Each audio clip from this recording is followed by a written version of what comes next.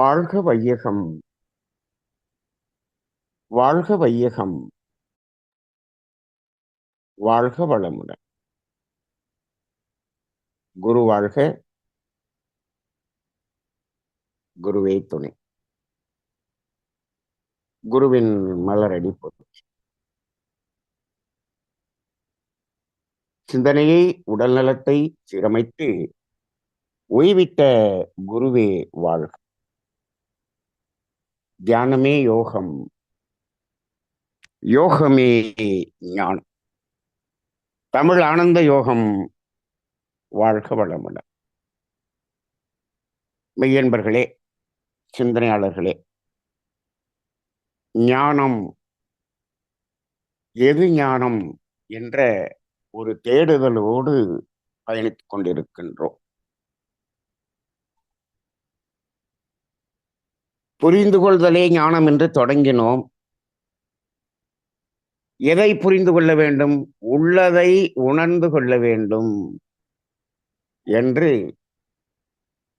நாம் இந்த இயற்கையை பற்றிய உண்மையை உணர்ந்து கொள்ள வேண்டும் என்ற தேடுதல் தான் ஞானம் என்று நாம் இதுவரை விளங்கியிருந்தோம்.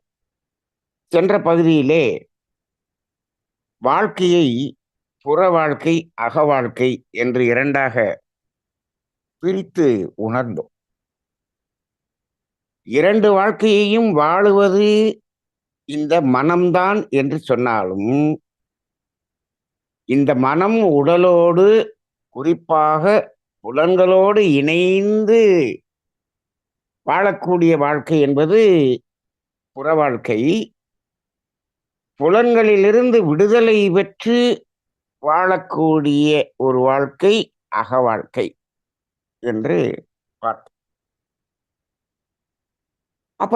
இப்ப நம்ம பெரும்பாலான மனிதர்கள் அந்த புற வாழ்க்கையிலேயே தனது வாழ்நாள் முழுவதையும் வாழ்ந்து மடிந்து கொண்டிருப்பதை பார்க்கிறோம். அக வாழ்க்கை என்பதற்குள்ளாக செல்வது இல்லை, பெரும்பாலும் செல்வது இல்லை.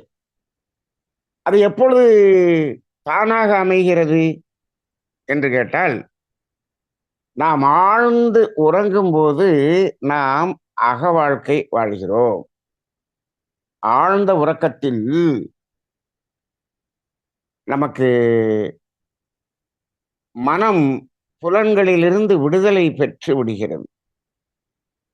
எண்ணங்கள் ஏதும் இல்லாத ஒரு ஆழ்ந்த அமைதி அந்த உறக்கத்தில் நமக்கு கிடைக்கிறது.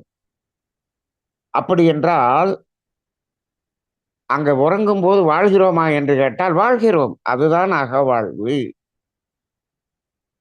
மனம் இருக்கிறது, மனம் அங்கு இல்லை என்று சொல்லிவிட முடியாது.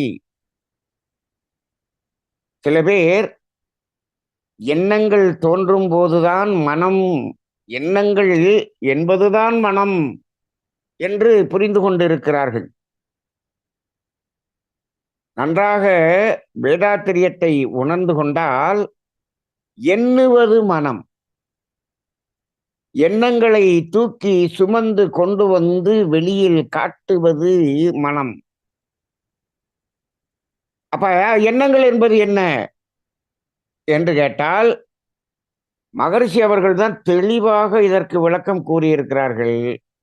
நமது அனுபவ பதிவுகளே எண்ணம் என்று சொல்லியிருக்கிறார். அந்த பதிவுகள் தான் எண்ணம். அப்ப அந்த பதிவுகளை சுமந்து கொண்டு வருவது மனம். அப்ப மனம் என்பது ஒரு எண்ணம் என்பதற்கான வாகனமாகத்தான் அங்கு இருக்கிறது. அப்ப இந்த எண்ணம் இல்லாத போதும் மனம் என்று ஒன்று இருக்கிறது. இதை நாம் உணர்ந்து கொள்வதே பெரிய ஞானம். அப்படி என்றால் இந்த மனம் பற்றிய ஞானம் நமக்கு தெரிய வேண்டும். இங்கதான் இந்த உடலை கடந்து முதல் மறைபொருளாக நாம் சிந்தனை செய்ய வேண்டியது மனமாக இருக்கிறது. இப்போ இந்த ஞானம் என்பதற்கான ஒரு முகாம் மகரிஷி அவர்கள் நடத்தும் பொழுது, ஆரம்ப காலத்திலே 10 நாட்கள், அதற்கு முன்னாடி 15 நாள் நடத்தியிருக்கிறார். 10 நாட்கள் அதற்கு பெயர் என்ன கொடுத்திருக்கிறார்? மறைபொருள் விளக்க பயிற்சி என்று 10 நாட்கள் அவர் பயிற்சி நடத்தியிருக்கின்றார். மறைபொருள் விளக்கம் என்று சொன்னால், எதுவெல்லாம் மறைபொருள் என்று கேட்டால், மகரிஷி அவர்கள் தெளிவாகச் சொல்வார்கள். மனம், உயிர், தெய்வம், இந்த 3 மட்டும்தான் மறைபொருள். மறைபொருள்னா என்னன்னா, இந்த புலன்கள் மூலமாக நாம் அதை காண முடியாது. அதுவெல்லாம் மறைபொருள். இப்ப நீங்க கொஞ்சம் வேதாத்திரியம் தெரிஞ்சவங்க கேட்கலாம். சார், இந்த காந்தம்னு ஒண்ணு இருக்கே, அந்த காந்தத்தை நம்ம புலன் மூலமாக பார்க்க முடியலையே, அது மறைபொருள் தானே என்று கேட்கலாம். அதைத்தான் மனம் என்று சொல்லுகிறோம். காந்தம்தான் மனமாக இருக்கிறது. அப்ப காந்தம் என்பதை உணரும்போது, அதாவது மனம் என்பதை உணரும்போது, காந்தம் என்பது அதுக்குள்ளாக அடங்கிவிடும். அப்ப மனம், உயிர், தெய்வம், இந்த 3ம் தான் மறைபொருள். இப்ப நம்ம முதல்ல எந்த மறைபொருளை விளங்கிக் கொள்ள வேண்டும்? மனம் என்பதை பற்றிய நாம் விளக்கத்தை, உண்மையை உணர்ந்து கொள்ள வேண்டும். ஏனென்று சொன்னால், நமது வாழ்க்கையோடு நேரடியாக தொடர்பு கொண்டுள்ளதாக இருப்பது எது என்று சொன்னால், இந்த மனம்தான். இந்த வாழ்க்கையில் நாம் இன்ப துன்பங்கள், அந்த உணர்வுகள் மாறி மாறி மாறி அனுபவிக்கின்றோமே, இந்த அனுபவம் என்பதும் இந்த மனம்தான். உயிர் என்று எடுத்துக்கொண்டால், உடலில் உயிர் இணைந்து உயிரோடு வாழ்ந்து கொண்டிருக்கிறோம், அல்லது மரணித்து விட்டோம். இந்த 2 தான். உயிர் என்பது உடலோடு இணைந்து இருக்கிறதா இல்லையா, அவ்வளவுதான். அந்த உடலோடு இணைந்து அந்த உயிர் இருக்கும்போது இந்த மனம்தான் வாழ்ந்து கொண்டிருக்கிறது. அது புற வாழ்க்கையாக இருந்தாலும் சரி, அக வாழ்க்கையாக இருந்தாலும் சரி, வாழ்வு என்ற அந்த வாழ்தல் என்பதை செய்து கொண்டிருப்பது இந்த மனம்தான். அப்ப மனம்தான் இன்னைக்கு நமக்கு அது ஒரு பெரிய ஒரு ஆனந்தமான ஒரு உணர்வையும் கொடுக்கக்கூடியது. அதுதான் துக்ககரமான துன்பத்தை கொடுக்கக்கூடியதும் அதுதான். அலைக்கழிப்பு செய்யக்கூடியதும் அதுதான். எல்லா நிலைகளும் இந்த மனதில் தான் இருக்கிறது. இதற்கு என்று வேறு மனம், அதற்கு என்று வேறு மனம் இல்லை. மனம் ஒன்றா இரண்டாயினா ஒன்றுதான். அந்த ஒரு மனம்தான் இத்தனை உணர்வுகளாக வெளிப்படுகிறது. அப்ப இன்பத்துக்கு ஒரு மனம், துன்பத்துக்கு ஒரு மனம் என்று தனித்தனியாக இருந்தால் நமது விஞ்ஞானிகள் என்ன செஞ்சிருவாங்க? அந்த துன்பத்துக்கான மனதை ஆபரேஷன் சர்ஜரி அறுவை சிகிச்சை செய்து வெட்டி எடுத்து விடலாம் என்று சொல்லி விடுவார்கள். இங்கே அது தெரியவே தெரியாது. மனம் என்ற ஒன்றை தெரியாமல் அல்லவா இருக்கிறது. அப்ப ஆனால் இங்க உணர்கருவி என்பது மனம்தான். உணர்வு மகரிஷி அவர்கள் அந்த 5 பஞ்சபூதங்களாக இருக்கும் வரை அவை ஜடப்பொருள்களாகவே இருந்தது இந்த உலகம் முழுவதும். அந்த ஜடப்பொருள்களாக இருக்கும் பொழுது அங்கு காந்தம்தான். காந்தம்தான். அந்த காந்தம்தான் அதை அங்க அங்க என்ன சொன்னாங்க? அந்த காந்தம் என்பதைத்தான் அழுத்தம், ஒலி, ஒளி, சுவை, மனம் என்று சொன்னார்கள். அது அந்த காந்தத்தின் திணிவு நிலைக்கு ஏற்ப அழுத்தம், ஒலி, ஒளி, சுவை, மனம் என்று சொன்னாலும், உயிரினங்கள் என்று தோன்றுவதற்கு முன் அது அழுத்தமாக, சுவையாக, ஒளியாக, ஒளியாக, வாசனையாக வெளிப்படவில்லை. அது வெளிப்பட்டது எங்கு? இந்த உயிரினம் தோன்றிய பிறகுதான். அப்ப இந்த உயிரினங்கள் இந்த பிரபஞ்சத்தில் உருவானதற்கான நோக்கம், காரணம் என்ன என்று பார்த்தால், இந்த காந்தத்தின் தன்மாற்றங்களை உணர்வதுதான் அவனுடைய நோக்கமாக இருந்திருக்கிறது. அந்த ஒவ்வொரு தன்மையையும் உணர்வதற்காக ஒவ்வொரு உயிரினம் என்று தோன்றி தோன்றி ஐயறிவு உயிரினம் வரை மலர்ந்து வந்தது என்பதை நாம் பார்க்கின்றோம். அப்ப இந்த மனம் என்பது ஒரு உணர்கருவி. உணர்கருவி. எதை உணர்கருவி?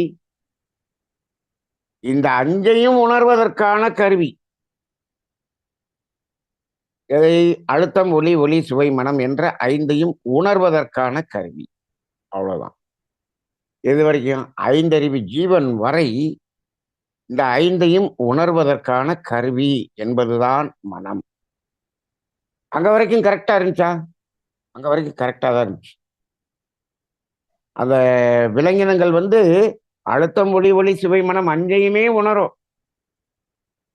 உணர்ந்தாலும் அங்கு அந்த மனம் அந்த துன்ப உணர்வாக மாற்றி உணரக்கூடிய அளவுக்கு அதனுடைய அந்த பொருள் தொடர்பு ஏற்படுவது இல்லை. அது சரியாக நிறுத்திக் கொள்கிறது. தேவையை தேவையின் அளவில் நிறுத்தி கொண்டு அது அந்த ரசிக்கும் தன்மையில் மட்டும் இருந்து கொண்டு இருக்கிறது. அப்ப அங்கு துன்பம் என்பது இல்லை. துன்பம் என்பது இல்லை. அதற்கு இயற்கை துன்பம் மட்டும்தான் உண்டு. இப்ப இந்த துன்பம் என்பதும் ஒரு உணர்வு தான். துன்பம் என்பது ஒரு உணர்வு தான். அதுல அந்த இயற்கை துன்பம் என்று அது இயற்கையாகவே அதை உருவாக்கி கொடுத்திருக்கிறதே, அந்த இயற்கை துன்பம் என்பது எதற்கு என்று சொன்னால், அது இந்த பொருள்களோடு தொடர்பு கொண்டு தனது தேவைகளை நிறைவு செய்து கொள்வதற்கான ஒரு தேடுதலும் ஒரு முடிவும் தான் அங்கு என்னவாக இருக்கிறது? அந்த ஐந்தறிவு ஜீவன் வரை அப்படி மலர்ந்தது. அப்ப இது ஆறாவது அறிவு என்று வந்த பிறகு, மனிதனிடம் வந்த பிறகு, இதே மனம் என்பது அந்த ஐந்து புலன்களையும் கடந்து உணர்வை உணரக்கூடிய ஒரு தகுதி பெற்றது இந்த மனிதனிடம் மட்டும்தான். அதனாலதான் மனிதனிடம் மட்டும்தான் இந்த ஆராய்ச்சி தொடங்குகிறது. இந்த ஆராய்ச்சியை இப்போ எப்படி நாம் அதை ஆராய வேண்டி இருக்கிறது என்று சொன்னால், வாழ்க்கையில் இப்பொழுது துன்பகரமாக இருக்கிறதே, ஏன் இந்த துன்பம்? இங்கதான் அந்த ஞானத்தினுடைய கேள்வி, ஆராய்ச்சி தொடங்கிய இடமே. ஏன் மனிதனுக்கு துன்பம் வருகிறது? புத்தர் காலத்திலையும் அதான் தொடங்குச்சு. புத்தர் சொல்லுவாங்க, அவரிடம் அந்த கேள்விகளுக்கு பதில், ஏன் நோய் வருகிறது, ஏன் முதுமை வருகிறது, ஏன் மரணம் வருகிறது? இந்த 3 கேள்விக்கும் கேள்வியே எழாத அளவுக்கு அவரை வளர்த்து கொண்டிருந்தார்கள் என்று சொல்வார்கள். அவர் வெளியிலே சமுதாயத்திலே வந்த பிறகு இந்த 3ஐயும் பார்க்கிறார். ஏன் நோய் வருகிறது என்பதுதான் அவருடைய முதல் கேள்வி. அவருடைய ஞானத்தினுடைய தேடுதலின் முதல் கேள்வி, ஏன் நோய் வருகிறது? அப்ப நோய் என்பது துன்பம் என்பதனால்தான் அது ஏன் வருகிறது என்ற கேள்வி எழுந்தது. அது துன்பமாக இல்லை என்று சொன்னால் அதை பற்றிய ஆராய்ச்சி நடக்குமா என்றால் இல்லை. துன்பம் என்ற உணர்வு வரும்பொழுதுதான் அதிலிருந்து விலக வேண்டும் என்ற ஒரு உந்துதல் இந்த மனதுக்கு இருக்கிறது. அப்பொழுது அந்த தேடுதல் வருகிறது. இப்போ ஏன் ஐந்தறிவு ஜீவனுக்கெல்லாம் இந்த ஞானத்தின் தேடுதல் இல்லை? ஐந்தறிவு ஜீவனிலே எந்த விலங்கினம் ஞானத்தை உணர்ந்தது? ஞானம் அடைந்த விலங்கினம் எது? அது மற்ற விலங்கினங்களுக்கெல்லாம் ஆன்மீக பயிற்சி நடத்தி அந்த ஞான ஞான முகாம் நடத்தி இருக்க வேண்டும் அல்லவா? அந்த அந்த விலங்கினங்கள் ஏதாவது இப்படி தேடுதல் இருக்கிறதா? அப்படி ஏதாவது அடைந்திருக்கிறதா?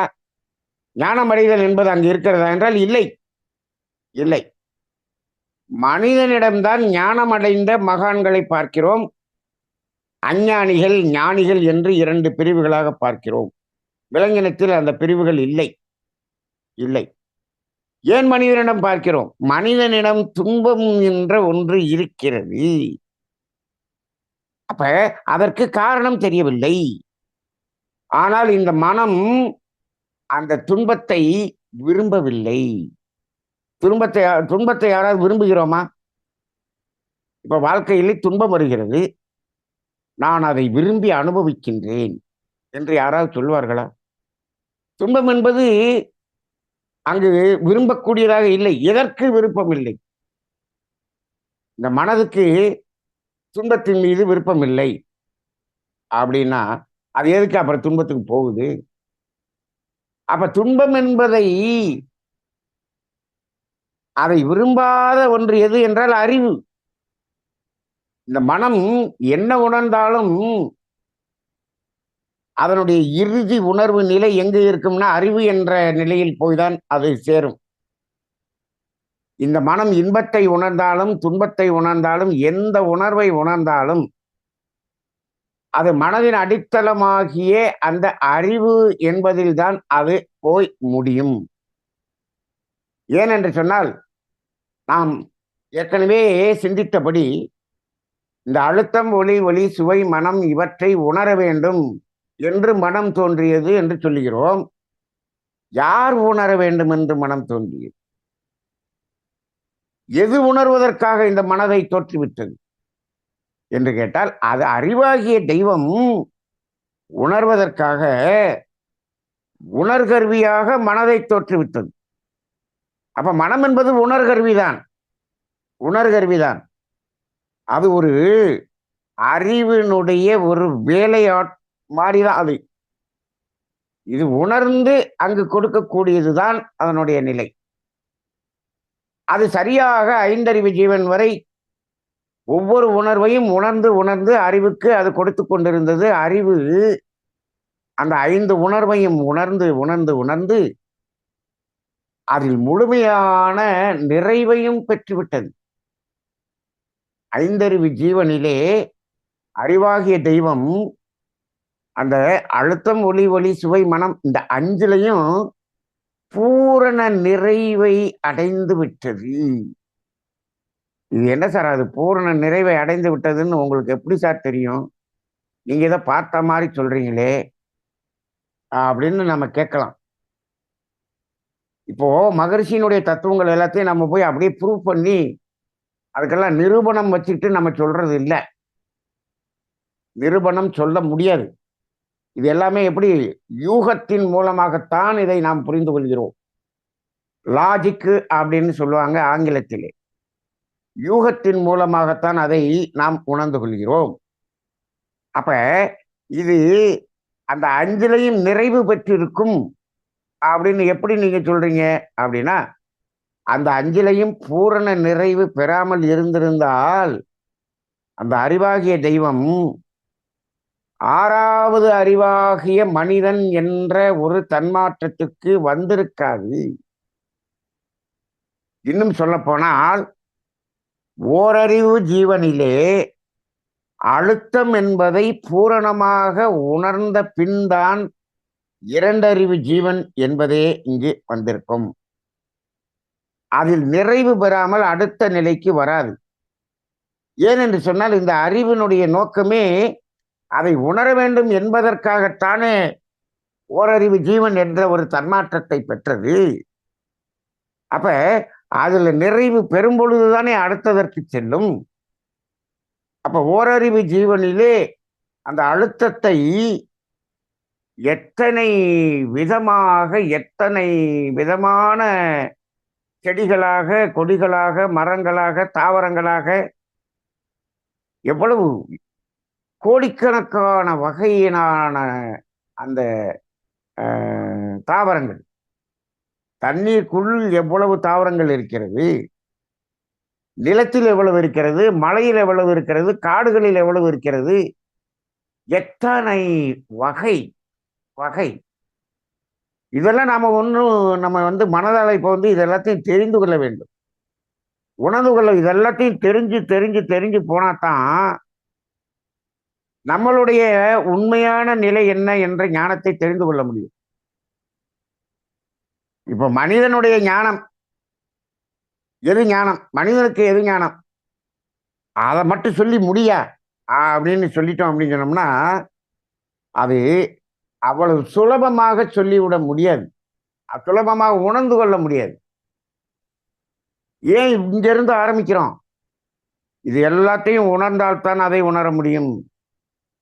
ஏன்னா அடிப்படையாக நம்ம எப்படி வந்தோங்கிறது நமக்கு தெரியணும். சும்மா நாம மனித வாழ்க்கையில இதுதான் ஞானம் அப்படி நிறைய பேர் ஞானத்தை பல்வேறாக சொல்லிக் கொண்டிருக்கிறார்கள். இதுதான் ஞானம், இதுதான் ஞானம் என்று அவர்கள் எல்லை கட்டி கொண்டு ஏதோ ஒன்றை சொல்லி அதுதான் ஞானம் என்று, அது போதும் என்று அவர்களை, மனிதர்களையும் திசை திருப்பிக் கொண்டிருக்கிறார்கள். அது அல்ல. ஞானம் என்பது முழுமையாக அந்த இயற்கையை உணர்ந்து கொள்வது, இயற்கையை உணர்ந்து கொள்வது. அப்ப நாம் இதுவரைக்கும்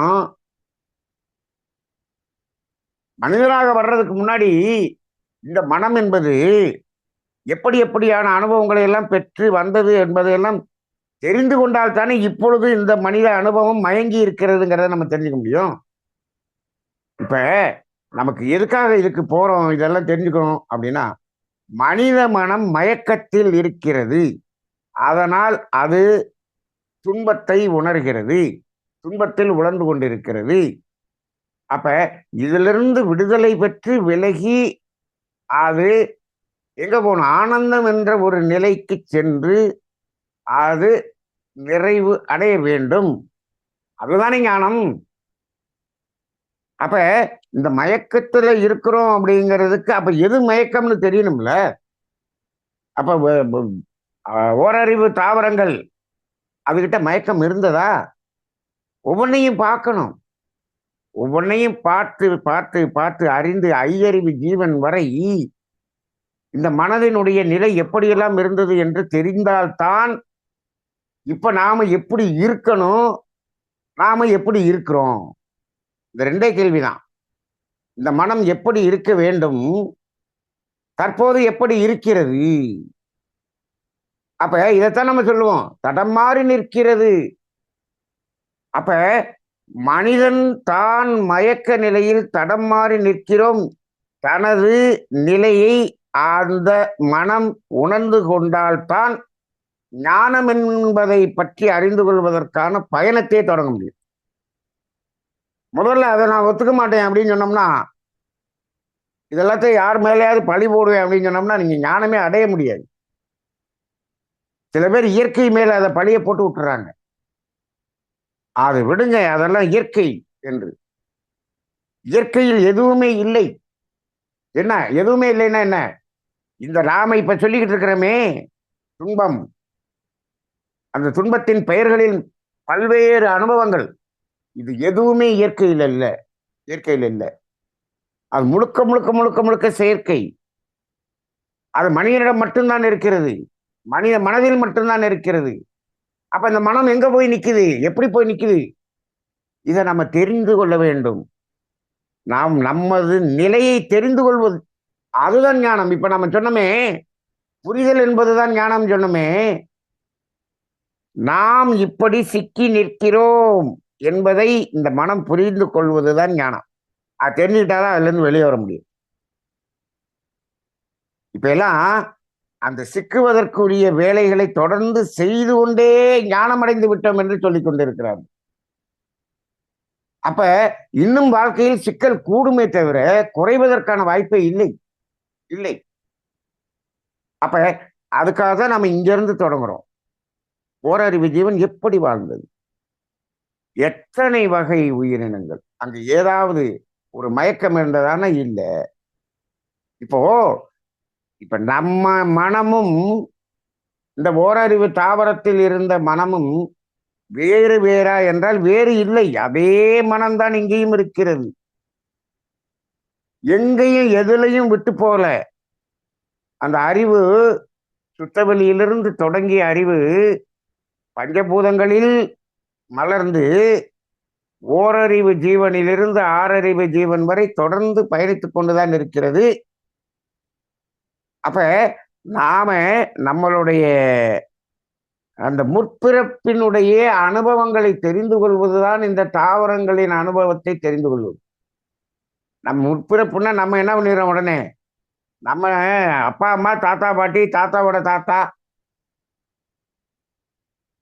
நம்ம 4 தலைமுறையை மட்டும்தான் நம்ம வந்து முற்பிறவின்னு நினைச்சுக்கிட்டு இருக்கிறோம். நாம் இப்படியே சென்று கொண்டிருந்தால் மனிதனுக்கு முன்னால் 5 அறிவு ஜீவனிலிருந்து அந்த ஓரறிவு ஜீவனில் நாம் வாழ்ந்து கொண்டிருந்தோமே, அங்கேயும் இதே மனம் இதே அறிவுதான் வாழ்ந்து கொண்டிருந்தது. அது வேறு இது வேறு அல்ல. பிறப்பு ஒக்கும் எல்லா உயிர்க்கும். இப்ப அதுல மகர்ஷி வள்ளுவர் சொல்றதுல பிறப்பு ஒக்கும் எல்லா மனிதருக்கும்னு சொல்லியிருக்காரா? எங்கேயாவது மனிதன்கிற வார்த்தை அந்த இடத்துல வந்துச்சா? இல்ல. பிறப்பு ஒக்கும் எல்லா உயிர்க்கும் என்று சொல்லிவிட்டார். எல்லா உயிர்க்கும் என்று சொன்னால் இவர் எதை சொல்றார்? எது வரைக்கும் சொல்றார்? சிந்திச்சு பாருங்க. உயிரினம் என்று இருக்கக்கூடிய எல்லாத்துக்கும் சொல்றார். ஜடப்பொருளை சொல்லல. ஜடப்பொருளை சொல்லல. பிறப்போக்கும் எல்லா ஓரறிவு தாவரம் என்பதே உயிர். அங்க உயிர் வந்துருச்சு. அப்ப அங்க இருந்து இங்க வரைக்கும் எல்லாமே நமது பிறவி.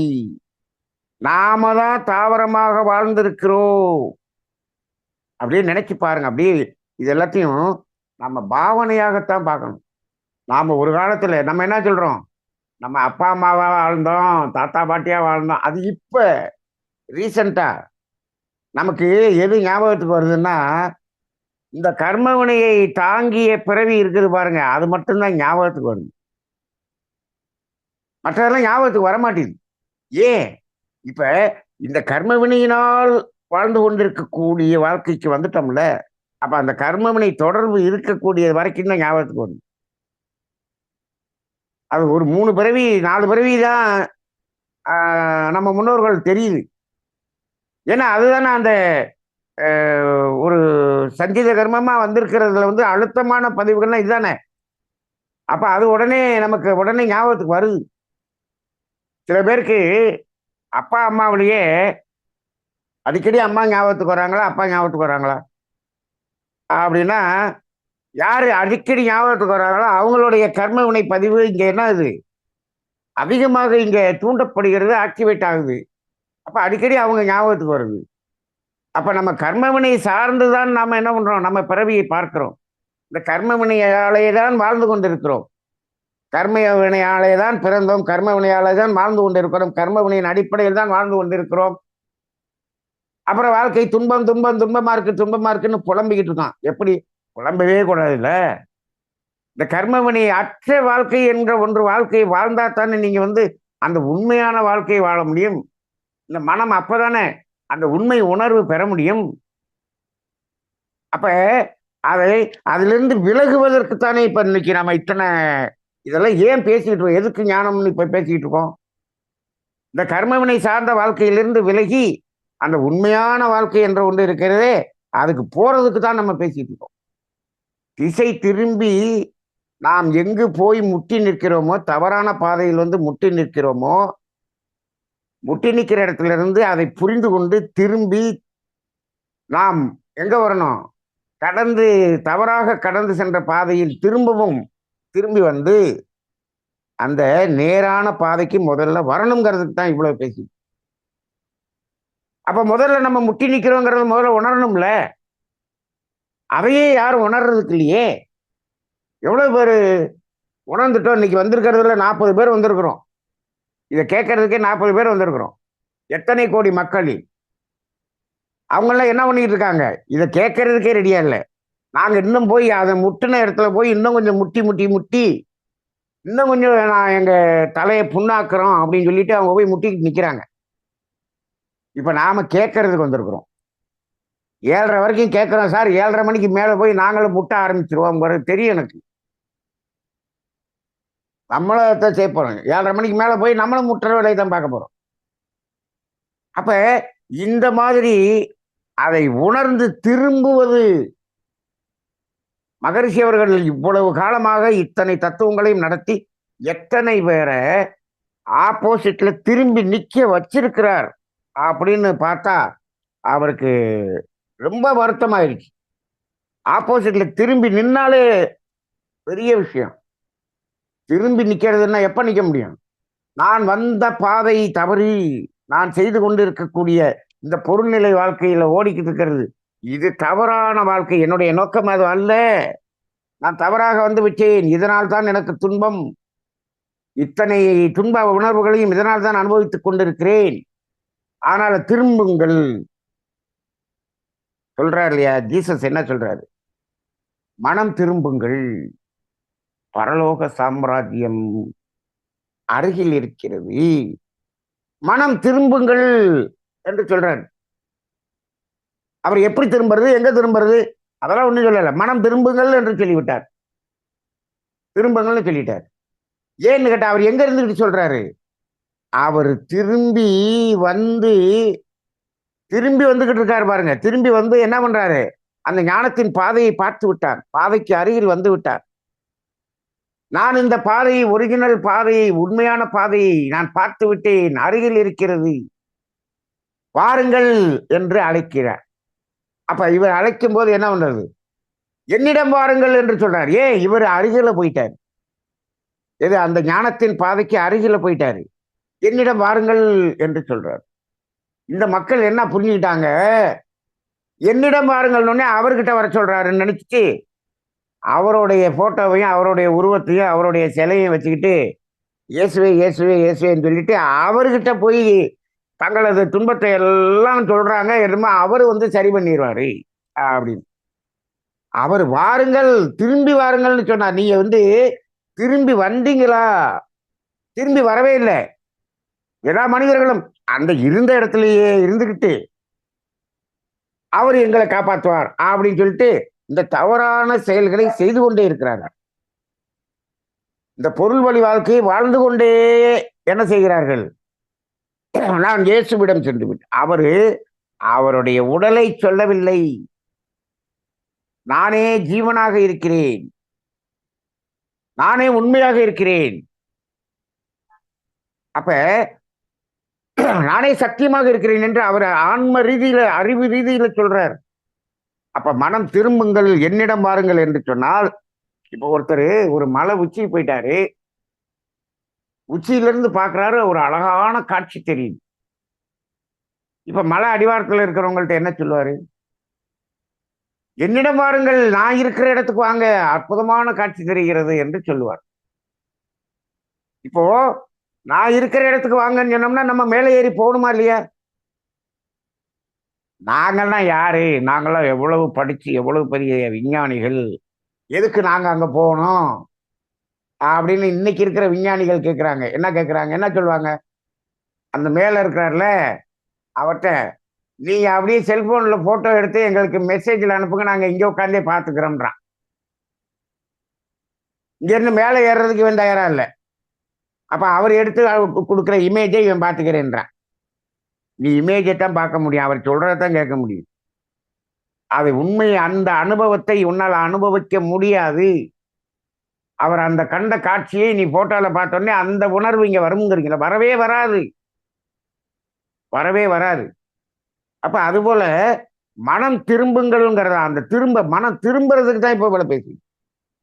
அப்ப நம்மளுடைய அந்த இந்த மனதினுடைய வாழ்க்கை, இந்த அக வாழ்க்கை தொடக்கம் எங்க தொடங்கினது?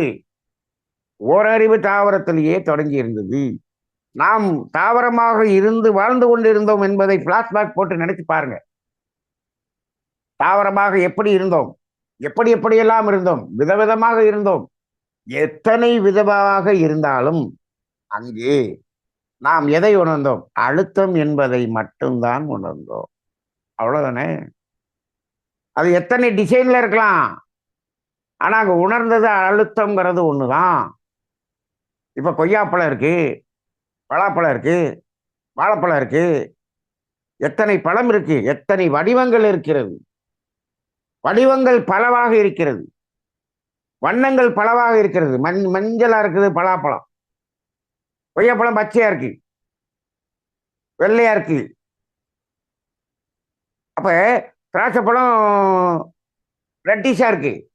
நீ எத்தனை கலர், எத்தனை வண்ணங்கள், எத்தனை வடிவங்கள், எத்தனை வடிவங்கள் எப்படி இருந்தாலும் அந்த பழத்தில் நாம் அந்த இனிப்பு என்ற சுவையை உணர்கிறோம். எல்லாத்துலயும் அந்த சுவை என்ற ஒன்றுதான் இருக்கிறதே தவிர அது அந்த வடிவமுக்கும் அந்த கலருக்கும் அது பார்க்கறதுக்கு தான் அது வித்தியாசம் தெரியுதே தவிர சுவை என்று வரும்பொழுது அது சுவையாகத்தான் இருக்கிறது. அழுத்தம் ஒளி ஒளி சுவை மனதில் அந்த சுவைங்கிறது தான். அப்ப அதே போலதான எத்தனை வகையான தாவரங்கள் இருந்தாலும் அங்கு அழுத்தம் என்பதை உணரக்கூடிய அந்த உணர்வு மட்டும்தான். அதுல என்ன நீ நீ எல்லாம் உத்தரவோண்டு செடியா இருந்துகிட்டு நீ அழுத்தத்தை உணர்ந்துகிட்டு இருக்க. நான்லாம் எவ்வளவு பெரிய ஆலமரமா இருந்துகிட்டு நான் அழுத்தத்தை உணர்ந்துகிட்டு இருக்கேன்னு தெரியுமா அப்படின்னு இந்த ஆலமரம் அந்த ஒரு செம்பருத்தி செடிகிட்ட போய் அப்படி ஏதாவது பேசுதா? ஏதாவது பேசுச்சா? உன் அழுத்தத்தை இவ்வளவுதான் உணர முடியுது. பாரு, ஒரு காத்து அடிச்சா நான் இப்படி ஆடுறேன், நான் அசையாம நிக்கிறேன் பத்தியா, அசையாம இருக்கிறதுக்கு எவ்வளவு எழுது வச்சிருக்கேன் பத்தியா அப்படின்னு அந்த ஆலமரம் என்னைக்காவது சொன்னிச்சா? சொல்லல, சொல்லல. அது என்னச்சா அங்கேயும் இதுவும் அழுத்தத்தை உணர்கிறது, அதுவும் அழுத்தத்தை உணர்கிறது. அவ்வளவுதான். இதுல அளவு முறை மீறுறதெல்லாம் கிடையாது. இது ஆலமரம் எவ்வளவு அந்த கிளைகளை அந்த அதனுடைய அந்த மரத்தினுடைய பட்டைகளை எவ்வளவு அதிகமாக வச்சிருக்கோ அந்த அளவுக்கு அது உணர்கிறது. இது என்ன இந்த அளவுக்கு உணர்கிறது, அவ்வளவுதான். அப்ப இந்த செம்பருத்தி செடி என்ன சொல்லும்? என்னுடைய உடல் அழுத்தத்தை இந்த உடல் அளவுக்கு நான் உணர்கிறேன், நீ உன் உடலுக்கு அளவுக்கு உணர்கிறாய், அவ்வளவுதானே. இப்ப இங்க 2 மனிதர்கள் இருக்கிறாங்க. ஒருத்தர் 15 இட்லி சாப்பிட்றாரு, 115 கிலோ இருக்கிறாரு. ஒருத்தர் 2 இட்லி சாப்பிட்றாரு. நான்லாம் யாரு 15 இட்லி சாப்பிட்றவனாக்கும் அப்படின்றாருன்னு வச்சுக்கோங்க. இவர் 2 இட்லி சாப்பிட்றாரு. இவன் என்ன சொல்றாரு? நீ உடம்ப அப்படி வச்சுக்கிட்டு 15 இட்லி சாப்பிட்றப்பா, நான் என் உடம்புக்கு தகுந்த மாதிரி 2 இட்லி சாப்பிட்றேன். என்ன இருந்தாலும் நான் பெரியவன் இல்ல, நீ பெரியவனும் கிடையாது சின்னவனும் கிடையாதுப்பா. உனக்கும் அங்க பசி தீர்ந்துச்சு, எனக்கு 2 இட்லியே பசி தீர்ந்துச்சு, உனக்கு 15ல தீர்ந்துச்சு. அந்த பசி தீர்ற இடம் இருக்கே அது 2 பேருக்கு ஒண்ணுதான் அப்படின்னு நம்ம சொல்லணும். சொல்றது இல்ல. இப்படி சொல்லி பாருங்க. ஒரு ஆலமரமும் ஒரு செம்பருத்தி மரமும் பேசின மாதிரி இங்க ஒரு பணக்காரரும் ஒரு ஏழையும் பேசி பாருங்க, பேசி பார்க்கணும். நான்லாம் யாரு 1000 ரூபாய்க்கு பஃபே சாப்பாடு மத்தியானம் பெரிய தாஜ் கோரமண்டல் ஹோட்டல்ல போய் சாப்பிட்டுனாக்கும் அப்படின்னு ஒரு ஆள் சொல்றாரு. ஒருத்தர் இங்க என்ன பண்றாரு? தயிர் சாதம் சாப்பிட்டாரு. இப்போ 2 பேரும் நான் எப்படி ஆக்கணும் இதுலதான் அவர் சொல்றாரு, நான் பெரிய ஆளு நீ சின்ன ஆளு அப்படின்னு சொல்லி இந்த ஏற்றத்தாள் எல்லாம் இங்க சொல்லிட்டு இருக்கான். இந்த 2 பேரும் என்ன சொல்லணும்? உனக்கு பசி தீர்ந்துச்சா? ஆமா, எனக்கும் பசி தீர்ந்துருச்சு. நீ இந்த உத்துணூண்டு தயிர் சாதத்தை சாப்பிட்டு பசி, நான் எத்தனை வகை வகையா சாப்பிட்டேன், ரைட்டா? அப்ப நீ எத்தனை வகையா சாப்பிட்டாலும் உனக்கும் பசி தீர்கிறது, எனக்கும் பசி தீர்கிறது. ஆனால் நான் விதவிதமா சாப்பிட்டனே, உனக்கு நோய் வருது, எனக்கு நோய் வரல, அவ்வளவுதான். இப்போ இந்த அந்த மாதிரி அந்த அழுத்தத்தை உணரும் போது அந்த வித்தியாசம் இருந்தாலும் அந்த உடலுக்கு தகுந்தார் போல் இருந்ததை தவிர அங்க அளவு முறை மீறுறதுங்கிறதெல்லாம் இல்ல. எந்த மரமும் நான் பெரிது நீ சின்னது, நான் இவ்வளவு வளர்த்தியானவன் நீ குட்டையானவன் நான் இவ்வளவு தடினமானவன், நீ ஒல்லியானவன், இத்தினூண்டு புல்லுகிட்ட போய் நீ எல்லாம் வெறும் புல்லு அப்படின்னு எந்த தாவரமும் ஒன்றோடு ஒன்று என்ன பண்ணிக்கிட்டது இல்லை, பார்த்துக்கிட்டது இல்லை, பார்த்துக்கிட்டது இல்லை. அப்ப அங்கு உணர்வு தான் முக்கியம். அங்க அழுத்தத்தை உணர்ந்தது. அங்கு துன்பமாக மாறக்கூடிய அளவுக்கெல்லாம் உணர்றது இல்லை. இல்ல. சரி. அப்ப அங்கிருந்து அதுல நிறைவு பெற்ற பிறகுதான் அது இரண்டாவது அறிவு என்ற மலர்ச்சி பெற்றது. அப்ப அப்ப 5 அறிவுல அந்த விலங்கினத்துல அந்த 5லையும் நிறைவு பெற்றிருந்தால் தானே இந்த 6வது அறிவு என்ற மனம் மனிதனாக வந்திருக்க முடியும். ஆமாம். இப்ப 5 அறிவுல நிறைவு பெறுவதற்கு 5 அறிவு ஜீவன்ல எத்தனை வகையான ஜீவன் நம்மளால கணக்கு எடுக்க முடியுதா? பறவைகள்னு எடுத்துக்கிட்டீங்கன்னா லட்சக்கணக்கான விதங்கள் இருக்கிறது, உருவங்கள் இருக்கிறது. அது உருவங்கள். அது எத்தனை விலங்குகள், எத்தனை பறவைகள், எவ்வளவு இருக்கு, அத்தனை வகையாக இருக்கிறது. எந்த வகையாக இருந்தாலும் அது அந்த உடலின் மூலமாக அழுத்தம், ஒளி, ஒளி, சுவை, மனம், இந்த 5ஐயும் தான் உணர்வு. வேற ஒரு உணர்வும் கிடையாது. நீ எதை வச்சுட்டீங்கனாலும் அதுதான் உணர்வு, அவ்வளவுதான் உணர்வு.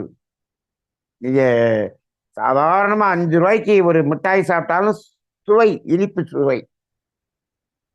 அதே 200 ரூபாய்க்கு ஒரு பெரிய ஒரு ஸ்வீட் வாங்கி சாப்பிட்டீங்கன்னாலும் அதே இனிப்பு சுவை என்பது அந்த ஒன்றுதான், ஒன்றுதான். புறத்துல தான் வித்தியாசம்.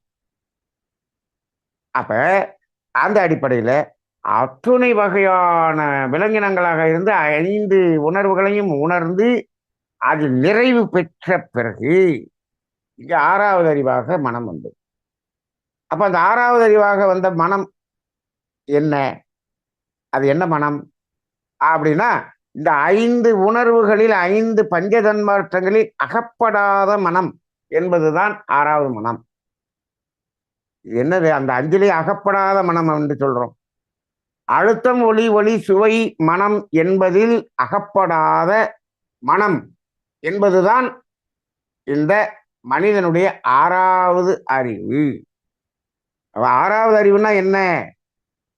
6வது அறிவுன்னா எது 6வது அறிவு என்பதை முதல்ல நம்ம புரிஞ்சுக்கிட்டோம்னா தான் நாம எப்படி மனிதனானோம், அப்ப மனுஷனா இருக்கிறோமா இல்லையா அப்படிங்கிறத தெரிஞ்சுக்க முடியும்.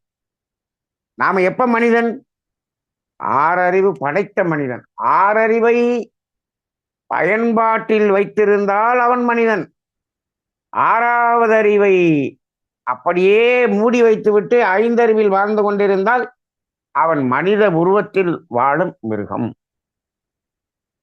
இப்போ மனிதன் 6வது அறிவை அப்படியே என்ன பண்ணிட்டான், பூட்டி வச்சுட்டு 5லேயே செலவு பண்றான், அந்த 5 அறிவிலேயே செலவு பண்றான். அப்ப மனிதனுக்கும் விலங்கினுக்கும் ஒரே ஒரு வேறுபாடு தான் இருக்கிறது இப்போ அனுபவத்தில். அதாவது மனிதனுக்கும் விலங்கினத்துக்கும் வேறுபாடு என்று சொன்னால் இவன் 6வது அறிவை பெற்றவன்.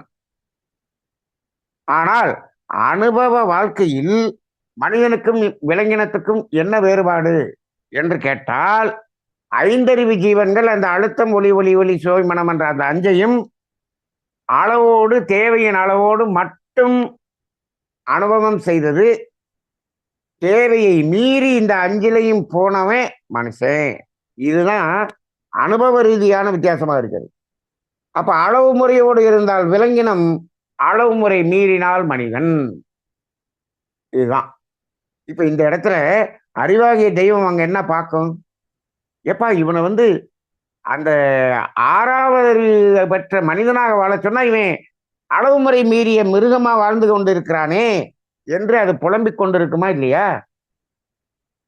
அப்ப அதுல இருந்து இவனை திருப்பணும், திருப்பி 6வது அறிவுக்குள்ள கொண்டு போகணும்னா இப்ப அந்த 5ல மீறினான்ல அதுல இருந்து வெளியில கொண்டு வரணும். அவனை மனுஷனை திருப்பி கொண்டு வரணும். திருப்பி கொண்டு வர்றதுக்காகத்தான் இந்த இயற்கை என்ன கொடுக்குது? துன்பம் என்ற உணர்வை கொடுக்கிறது. துன்பம் என்ற உணர்வு உருவாக்கப்படுகிறது. இது வரைக்கும் கிடையாது.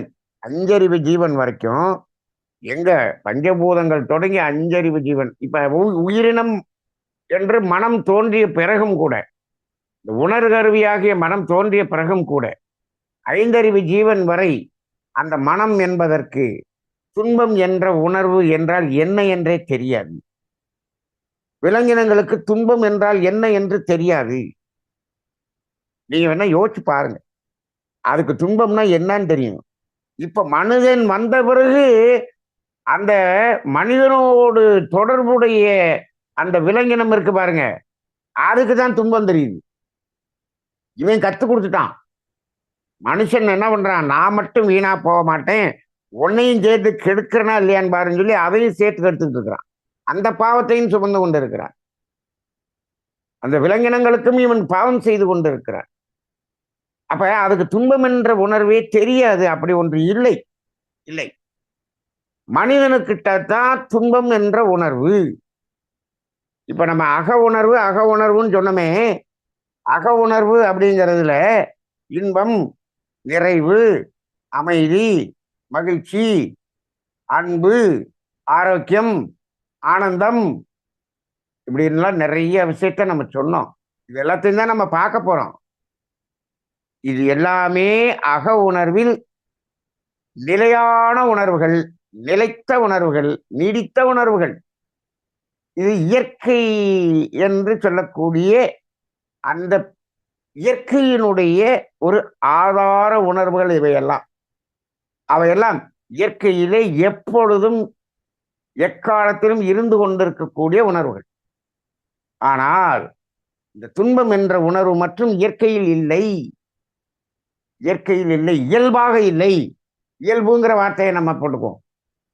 இயல்பாக, இயல்பு, இயல்பு என்ற ஒரு வார்த்தை ரொம்ப ரொம்ப ரொம்ப முக்கியமான வார்த்தை. நம்ம வாழ்க்கையில நம்ம இந்த இயல்பு அப்படிங்கிற வாழ்க்கையை நம்ம தெரிஞ்சுக்கணும். எது இயல்பு அப்படி, மனிதன் மனிதனாக வாழ்வது இயல்பு. இப்ப நம்ம இயல்புக்கு மாறாக வாழ்கிறோம். இயல்புக்கு மாறாக, இயல்பிலிருந்து விலகி அப்படின்னு வந்தாலே துன்பம் தாங்க. எதுவாக இருக்கட்டும், இயல்பிலிருந்து மாறினீங்கன்னா துன்பம் தான். துன்பம் தான். ஆற்று ஒரு நிமிஷத்துக்கு 72 தடவை சுருங்கி வருகிறது அதனுடைய இயல்பு. அது 85 தடவையா மாறுச்சுன்னா அது ஹார்ட்டினுடைய நோய். அப்ப அது இயல்பிலிருந்து மாறுது. அது மாறல, நம்ம மாற்றணும். அந்த ஹார்ட்டிட்ட போய் ஏன் 85 தடவை ஓடினேன், அது நீ ஒன்னாலதான்டா நான் ஓடினேன், நீ பண்ண வேலை தான்டா. நீ அக வாழ்க்கையில நீ அக உறுப்புகளின் இயக்கத்தில் நீ தலையிடாதுன்னு சொன்ன கேட்கிறியா? புறத்தில் நாம் செய்யக்கூடிய செயல்கள் அகத்தை கெடுக்கிறது. அகத்தை போய் நாம டைரக்டா கெடுக்கிறது இல்லை. புறத்தில் என்ன செயல்கள் செய்கிறோமோ அது அகத்தை கெடுக்கிறது, அகத்தின் இயல்பை கெடுக்கிறது. அதை கெடுக்கிறதுக்கு நமக்கு ரைட்ஸ் இருக்கா? அதை கேட்டா என்ன சொல்றான், என் ஹார்ட்டு நான் அதை கெடுக்கிறேன், அதை நீ யாரையா கேட்கறது? கெடுத்துக்க, வாழ்க வளமுடன், போய் வைத்தியம் பார்த்துக்க, பைபாஸ் சர்ஜரி பண்ணுங்க மகனே, நிம்மதி நிம்மதி உன் சாய்ஸ். அவ்வளவுதான் நம்ம சொல்ல முடியுமே தவிர வேற ஒன்றும் சொல்ல முடியாது. இது என்னுடைய ஹார்ட்டு, நான் கெடுப்பேன், நீ யாரையா கேட்கறது? ரைட், நம்மள்கிட்ட கேட்கலாம். ஆனா அதே அந்த மையத்தில் இருக்கக்கூடிய அறிவாகிய தெய்வத்துக்கிட்ட போய் இது ஏன் ஹார்ட்டு, நான் கெடுப்பேன், நீ யாரையா கேட்கறதுன்னு நீங்க கேட்டு பாருங்க. அப்படியா மகனே? அதுக்கு அந்த துன்பத்தை கொடுக்கறது துன்பமா மாறுதுல, அந்த மாற்றி விடுறது நான் தான் பண்றேன். ஏன் நீ இங்க தலையிட்டீங்கன்னா அது துன்பமாக வரும். இதுக்கு பேர் தான்டா துன்பம். உன் பக்கத்துல இருக்கிறவன் நீ கெடுக்கிறத பத்தி ஒன்றும் செய்யக்கூடாதுன்னு நீ அதிகாரம் பண்ணிடலாம், நிறுத்திடலாம். ஆனா என்கிட்ட நீ அதை சொல்ல முடியாது அப்படின்னு அங்க அறிவு சொல்லும் சொல்லும். அப்ப அதுல அந்த இயல்பிலிருந்து மாறுவதுதான் துன்பம். இயல்பிலிருந்து மாறாவே மாறாது, எல்லாமே இயல்புல இருக்கும். இயற்கையே இயல்பானது. அந்தந்த பருவ காலத்துல அந்தந்த மழை பெய்யும், சூரியன் கரெக்டா தோன்றி மறையுதா? மறையுது. அப்படியே தட்சிணாயனம் உத்தராயணம் அது நகழுதா? இந்த பூமி அப்படியே ஆக்சிஸ்ல அப்படி இங்கிட்டும் இங்கிட்டும் நகழுதா, அசையுதா? எப்படி கரெக்டா அசையுது பாருங்க. எந்த மாசத்துல சூரியன் எந்த பக்கத்துல இருந்து உதிக்குங்கிறது கரெக்டா வருதா இல்லையா? பருவ காலங்கள் மாறுதா இல்லையா? இந்த பூமி சுத்துறது சும்மா சுத்த வேண்டியதானே? அப்படியே லேசா அசைஞ்சுக்கிட்டு சுத்துது. ஏன்? நான் மட்டும் அசையாம இருந்தா ஆஸ்திரேலியாவுல வருஷம் முழுவதும் பனியா கொட்டிக்கிட்டு இருக்கும். எப்படி அவன் வாழ்வான்? அதனால என்ன பண்றோம்? அப்படியே ஆஸ்திரேலியாவுல வெயில் வர்ற மாதிரி ஆக்கிட்டு, ஐஸ்லாந்துல ஐஸா இருக்குது. இப்போ இப்படியே நான் நகன்றுவேன். அங்க வெயில் வந்துரும். இங்க ஐஸ் வந்துரும். அப்ப இப்ப பாத்தீங்கன்னா டிசம்பர், ஜனவரியில ஐஸ்லாந்துல அப்படியே ஸ்னோவா கொட்டி கிடக்குது. ஆஸ்திரேலியால வெயில் அடிக்குது. நீங்க நல்லா பாருங்க. இப்பதான் ஆஸ்திரேலியால நம்ம ஆளு விளையாட போவான். கிரிக்கெட் விளையாட போவான். ஏன்? இந்த பக்கம் வெறும் ஐஸா இருந்துச்சுன்னு சொன்னோம்னா இங்கிட்டு இது இருக்கும். ஆஸ்திரேலியா டூர் அப்பதான் போவான். அப்புறம் இங்கிட்டு மாறிடுச்சுன்னு வச்சுக்கங்க. அந்த பக்கம் வெயில் வந்துருச்சுன்னு சொன்னோம்னா இங்கிலாந்து டூர் போவான். அப்ப இப்படிதான் இந்த விளையாட்டை வைப்பாங்க. அப்ப இது எப்படி அப்படி கரெக்டா அப்படி அசைஞ்சு கொடுத்து இங்க இருக்கக்கூடிய மனிதர்கள், உயிரினங்கள் வாழ்றதுக்காக அதுகிட்ட கேட்டா, இயற்கைகிட்ட கேட்டா என்ன சொல்லுது? ரகசியமா என்ன சொல்லுது? டேய், நான் அசைகிறது இந்த ஓரறிவு முதல் ஐயறிவு ஜீவனுக்காக அசைகிறேன்டா. உங்களை மாதிரி இந்த இந்த நாய்களுக்காக அசைகிறேன், மனித நாய்களுக்காக நான் அசைகிறேன் அப்படின்னு சொல்லும். ஏன்? நான் இயல்புல இருக்கேன், நீ இயல்புல இருக்கிறியாடான்னு கேட்கும். எந்த மனிதனாவது இயல்புல வாழ்றீங்களா அப்படின்னு கேட்கும். இயல்பில் வாழ்ந்து கொண்டிருந்தான் என்று சொன்னால் அவன் ஞானி. ஓ, எது ஞானம்ங்கிறதுக்கு இவ்வளவுதான் ஆன்சரா சார்? அவ்வளவுதான். எது ஞானம்? நீ உன்னுடைய இயல்பில் இருந்தால் அது ஞானம். ஒண்ணும் இல்லை, இயற்கையின் வழியில நீ வாழ்ந்து கொண்டிருந்தால் ஞானம். அதிலிருந்து விலகி நின்றால் அஞ்ஞானம். அவ்வளவுதான், அவ்வளவுதான். அப்ப ஓரறிவு தாவரத்திலிருந்து ஐயறிவு ஜீவன் வரை கரெக்டா அது ஞானத்தோடு இருக்கிறது, இயல்பில் இருக்கிறது. அதுக்காகத்தான் நான் அசைகிறேன்னு சொல்லுது. இப்ப அந்த நான் அந்த பூமி சொல்லுது, நான் அந்த அசைகிற இயல்பிலிருந்து என்னைக்காவது மாறி இருக்கிறேனா? என்னைக்காவது லேட்டா வந்திருக்கேனா? நான் ஸ்பீடா அசைகிறேனா?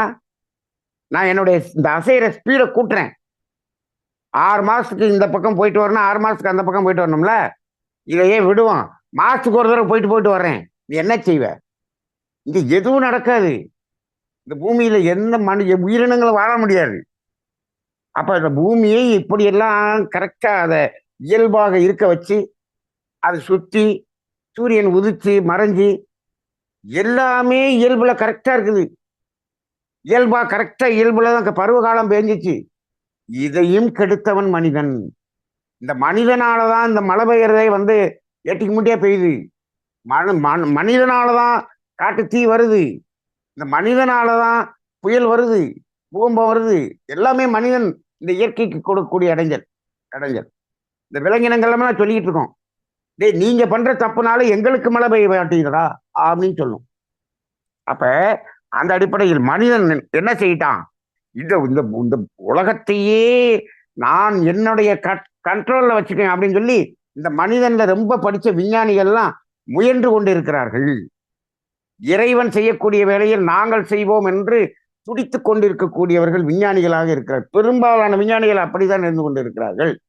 அதனாலதான் துன்பத்தின் உச்சத்துக்கு போயிட்டோம். துன்பத்தை உருவாக்குபவர்களே இவர்கள் தான். அப்புறம் அதுக்கு தீர்வுக்கு நாங்கள் ஆராய்ச்சி பண்ணுகிறோம் என்று சொல்பவர்களும் அவர்கள் தான். அப்படிதான் இருந்து கொண்டிருக்கிறது. எங்கேயோ போய் அவ்வளவு பெரிய துன்பத்துல இருந்துகிட்டு இருக்காங்க மனிதர்கள். நாம இங்க எது ஞானம்னு பேசிக்கிட்டு இருக்கிறோம். இப்ப இந்த விஞ்ஞானிகளை எல்லாம் கூப்பிட்டு வச்சு அவங்களுக்கு இந்த ஞானத்தை சொன்னீங்கன்னா தானே சார் உருப்படும். அவன் வரமாட்டானே, கேட்க மாட்டானே. இப்பயே நாம் கேட்பவர்களுக்குத்தான் சொல்லுவோம் இருக்கோம். அந்த 42 பேர் இருந்தா 39 பேர் ஆயிட்டாங்க. 3 பேர் ஓடி போயிட்டாங்க. உங்க ஞானம் வேணாம், ஒண்ணு வேணாம், நாங்க துன்பத்துல நாங்க வாழ்ந்துக்கிறோம், ஏன் இஷ்டம் போயிடுறாங்கல்ல. அப்படிதான் இருக்கிறது. ஆக அந்த இயல்பு என்பதிலிருந்து விலகினோம்னா துன்பம் அப்படிங்கிறது நமக்கு வரும். இன்னைக்கு மனுஷன்ட்ட துன்பம் தான் பெரும்பாலும் இருக்குது. ஏன்? இயல்பிலிருந்து விலகித்தான் வாழ்ந்து கொண்டிருக்கிறோம். அப்ப நம்ம என்ன பண்ணணும்? எது இயல்புங்கிறத நம்ம எங்க கத்துக்க வேண்டியிருக்கு? ஓரறிவு தாவரத்திலிருந்து ஐயறிவு ஜீவன் தான் போய் கத்துக்க வேண்டியிருக்கிறது. அவைகளுக்கு ஏன் துன்பம் இல்லை? அப்ப அதை கத்துக்கிட்டோம்னா அப்பதான் வரும். இதை அறிந்து கொண்டவர்கள் நிறைய விலங்கினங்களை பார்த்து, இப்ப இன்னைக்கு நமக்கு உடற்பயிற்சி யோகாசனம்லாம் இருக்கு பாரு. யோகாசனத்துக்கெல்லாம் பேரெல்லாம் பார்த்தீங்கன்னா விலங்கினத்தினுடைய பேர் வச்சிருப்பாங்க. முதலைய பார்த்து மகராசனம் கண்டுபிடிச்சாங்கன்னு சொல்லுவார் மகரி. ஒவ்வொரு விலங்கினத்தை பார்த்து தான் மனிதன் என்ன பண்ணிட்டான், எப்படி வந்து ஆரோக்கியமாக வாழணுங்கிறத கண்டுபிடிச்சிட்டான். அஸ்வினி முத்திரைய குதிரையில இருந்து கண்டுபிடிச்சோம் இல்லையா? அப்போ ஒவ்வொன்றும் அங்கிருந்து கண்டுபிடிச்சுக்கிட்டான். நமக்கு குரு, மனிதனுக்கு குருவாக அவைகள் இருந்து கொண்டு இருக்கிறது. ஏன் இதை அங்கிருந்து எடுத்துக்கிட்டான்? அது துன்பம் இல்லாமல் வாழுது. இப்ப மனுஷன்லயே ஒருத்தன் துன்பம் இல்லாம இருக்கான்னா அவனை பார்த்து நாம கத்துக்கணும். ஆனா இங்க என்ன பண்றான் மனுஷன், எவன் ரொம்ப காசு சம்பாரிச்சு ரொம்ப துன்பத்துல போய் உழந்துகிட்டு இருக்கானா அவனை மாதிரி நான் ஆகணும் அப்படின்னு தான் சொல்லிக்கிட்டு இருக்கான். இன்னைக்கு எல்லாம் இன்னைக்கு மக்கள் என்ன சொல்றாங்க, விவசாயம் பண்ணு, மற்ற இந்த இயற்கையாக வாழு அப்படின்னு சொன்னோம்னா, எங்க பிள்ளைகளெல்லாம் நாங்க வந்து படிக்க வச்சு நாங்க டாக்டராக்கே தீர்வோம், நீங்க என்ன நீ எப்படி இதெல்லாம் இங்கிருந்து இதெல்லாம் செய்ய சொல்ல போச்சு அப்படின்னு அப்படியே லேடிஸ் எல்லாம் வந்து நிறைய அப்படி கத்துற மாதிரி வீடியோக்கள் வருது, பேசுற மாதிரி வருது. எங்க எங்க பிள்ளைகளை வந்து பெரிய பெரிய இன்ஜினியர் ஆக்கும், டாக்டர் ஆக்கும், அவ்வளோ ஆக்கும், இவ்வளோ ஆக்கும். எங்க பிள்ளைகள் எல்லாம் இங்க வந்து ஆடு மாடு மேய்க்க சொல்லி விவசாயம் பண்ண சொல்லி சொல்றதெல்லாம் அறிவு கட்டத்தனம், பைத்தியம் அப்படின்னு ஒருத்தவங்க இப்போ ஒரு அம்மா பேசுனதை நான் கேட்டேன். இது என்னன்னு புரியல. எல்லா பேரும் டாக்டராகி இன்ஜினியராகி வச்சுக்கிட்டான் அப்படின்னு சொன்னோம்னா எங்க போறதுன்னு தெரியும். அப்ப என்ன வாழ்க்கை? அப்படியே ஒரு மயக்கத்தின் வாழ்க்கத்துல அப்படியே இப்படி போய் அப்படி போய் நாங்க இத்தனை லட்சம் சம்பாரிச்சு அப்படி ஆயிடுவோம். யாரெல்லாம் இப்படியெல்லாம் போய் வீணா போறோம், அப்படிதான் என் பிள்ளை வீணா போகணும், எங்க பிள்ளைகள் வீணா போகணும் அப்படின்னு நம்ம நாட்டில் இருக்கக்கூடிய மனிதர்கள் நிறைய பேர் விரும்புறாங்க. எஸ்பெஷலி யாரும் கோச்சக்கூடாது, பெண்கள் ரொம்ப விரும்புறாங்க. இப்படித்தான் ஆகணும் அப்படித்தான் ஆகணுங்கிறத ரொம்ப விரும்புறாங்க. அது அப்ப எப்ப இயற்கையை உணர்ந்து கொள்ள போகிறோம்? அப்ப அது துன்பத்துலதான் போய் வாழப்போகுது. நம்மளே இவ்வளவு துன்பத்துல இருக்குமே, அது என்ன ஆக போகுது? அதெல்லாம் ஆஸ்பத்திரியில போய் காசு கொடுத்து பார்த்துக்கலாம். எதை பார்க்க முடியும்? எதையும் செய்ய முடியாது. ஆக எது ஞானம் என்று நாம் உணர்ந்து கொள்ள வேண்டும் என்று சொன்னால், நாம் எங்கு இயல்பிலிருந்து விலகி இருக்கிறோம். இயல்பு என்பது என்ன? நாம் விலகி இருக்கிறோமா? ஆமா, நாம விலகி இருக்கிறோம், அதனாலதான் துன்பம் அப்படிங்கிறத முதல்ல அக்செப்ட் பண்ணணும், ஒத்துக்கணும். இது ஒத்துக்காட்டி இந்த ஞானம் என்பதை நாம் அறிந்து கொள்ள முடியாது. அடுத்த வாரம் எது ஞானம் என்ற பகுதிக்கு இதை நான் ஏற்றுக்கொள்கிறேன், ஒத்துக்கொள்கிறேன், நான் என்னுடைய இயல்பிலிருந்து மாறி இந்த துன்பத்துக்கு நான் தான் காரணம் என்று உணர்ந்தவர்கள் மட்டும் உள்ளவாங்க, மற்றவங்கள் இங்கு வர வேண்டாம் என்ற ஒரு அனௌன்ஸ்மெண்டோட இன்றைய இந்த தத்துவத்தை நிறைவு செய்து கொள்வோம். வாழ்க வளமுடன்.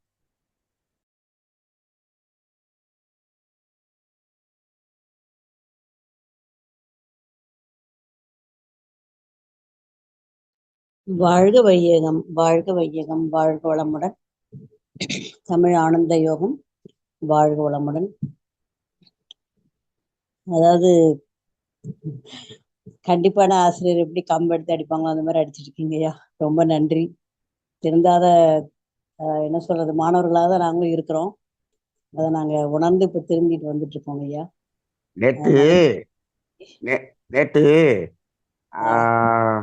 அந்த ஒரு அந்த சின்ன குழந்தைகள்லாம் பாடுற நிகழ்ச்சி, அதை நான் விரும்பி பார்ப்பேன் எப்பயுமே, இந்த சரிகமா பாடுற நிகழ்ச்சி. அதுல ஒரு பையன் ஒரு பாட்டு பாடினான், திருந்தாத உள்ளங்கள் இருந்தென்ன லாபம்,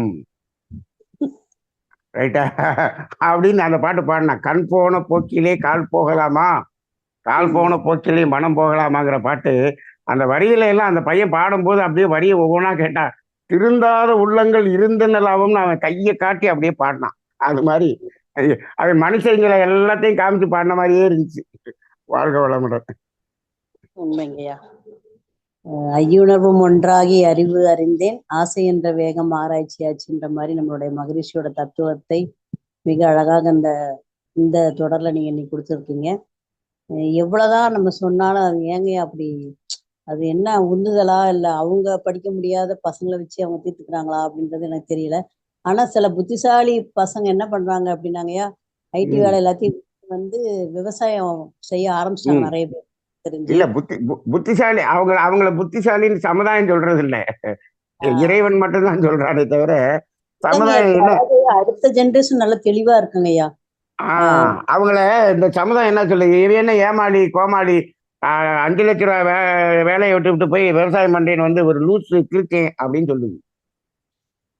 உண்மைதாங்க. ஆனா தெளிவா இருக்கிற பசங்க இருந்துதாங்கய்யா இருக்காங்க. ஏன்னா இருக்காங்க. அவங்க ஆ அவங்களுக்கு அ இல்லைங்கய்யா. அதுல இன்னொன்னு என்னன்னா, இப்போ ஒரு ஆராய்ச்சி என்ன சொல்லுது, இன்னும் ஒரு 5 வருஷம் கழிச்சு பெரிய மில்லியனர் யாருன்னா விவசாயம் வச்சிருக்கோம்னான்ற வர சொல்லி விட்டாங்களா? அதுக்காக கூட டவுட்டா இருக்கு. இல்ல அப்படியெல்லாம் இல்ல. அதாவது ஒரு உண்மையை உணர்ந்துட்டு கொஞ்சம் ஓரளவுக்கு இப்ப மக்கள் திரும்புறாங்க. ஆனா, இந்த பெற்றோர்கள் தான் குழந்தைய நான் அப்படி ஆக்கணும், இப்படி ஆக்கணும்னு ரொம்ப கற்பனை பண்றாங்க. அது உண்மைதாங்கய்யா. நடுவுல இந்த இளைய தலைமுறை தான் கொஞ்சம் சிக்கல்ல மாட்டிட்டு இருக்காங்க. பெற்றோர்களை இதைக்கும் செய்ய முடியாம அவங்களோட ஆசையை நிறைவேற்ற முடியாம கஷ்டப்பட்டு இருக்காங்க. அதுக்குன்னு ஒரு தனியா ஒரு ஸ்பீச் நீங்க கொடுக்கணுங்கய்யா. ரொம்ப வாழ்க வளமுடன், வாழ்க வளமுடன். மிக மிக சிறப்பு. ஆனா இது நீங்க அடிக்கடி சொல்லிட்டே இருக்கணும். சொல்லிட்டு இருக்கிறதுக்காக தான் அடியும் அடிச்சாதான் அம்மியும் நகர்ன்ற கதை தாங்க எங்க நடந்துட்டு இருக்கு. மிக சிறப்பு. உங்களுடைய பாணியில் நீங்க சொல்லிட்டு இருக்கீங்க, அதை மட்டும் கைவிட்டுறாதீங்க, என்னுடைய தாழ்மையான வேண்டுகோள். மிகவும் அருமை. ஐயா அவர்களை அனைவரும் ஒரு நிமிடம் துரை நிலையிலிருந்து வாழ்த்தி விடுவோம். ஆஹ் அதாவது ஐயறிவு உள்ள உயிரினங்களிடமிருந்து நாம் கற்றுக்கொண்டது ஏராளம்.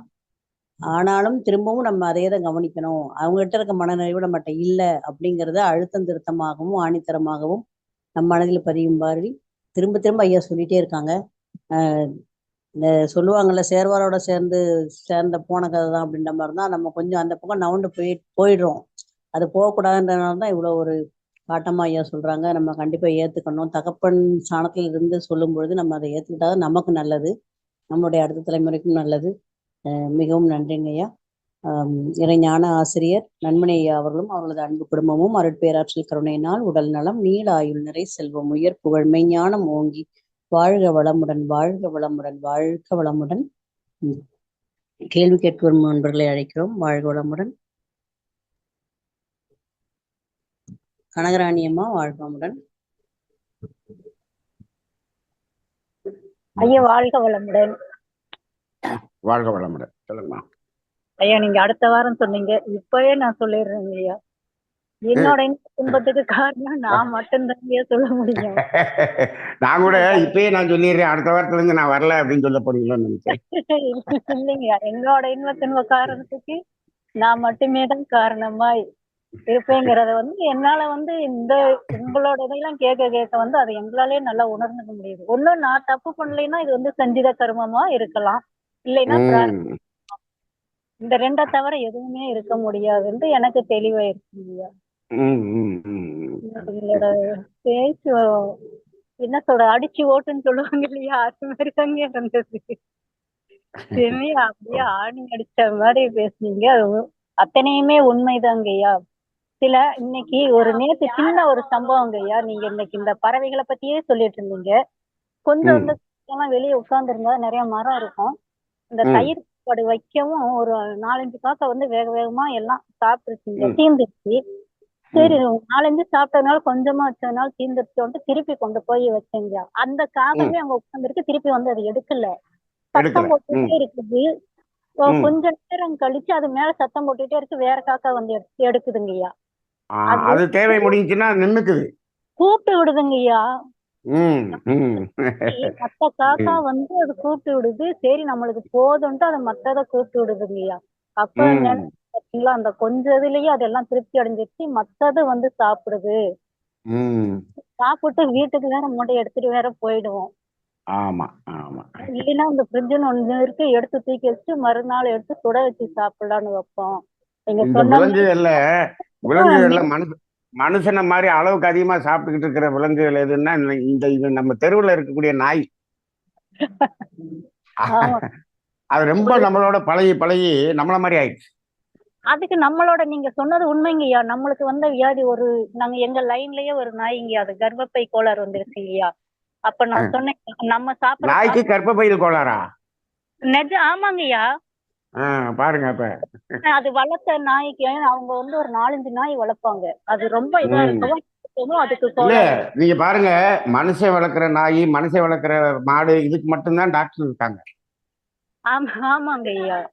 ஆமா. அவங்ககிட்ட தான் சொன்னேன், இப்ப நம்ம சாப்பிடுறது, இப்ப நீங்க சாப்பிடுறதான்னு அதுக்கு போட்டீங்க, அதோட உணவு கொடுத்து அப்ப நம்ம சாப்பிட்டு நம்மளோட குணம் இது எல்லாமே இருக்கும்ல, அதான் அதுக்கு நோய் வந்துடுச்சு. இப்ப நீங்க வாழ்க சொன்னது வளமுடன். எல்லாமே 100க்கு 100 உண்மைங்கய்யா. வாழ்க உண்மைங்கிறது வளமுடன். இந்த மாதிரி கசக்கும். ஆனா இது வந்து ஏத்துக்கக்கூடிய உண்மைங்கய்யா. ரொம்ப ரொம்ப நன்றிங்கய்யா. வாழ்க வாழ்க்கை வளமுடன். நன்றிம்மா, வாழ்வோமுடன். கவிதா கோவிந்தராஜன் அம்மா, வாழ்வோமுடன்.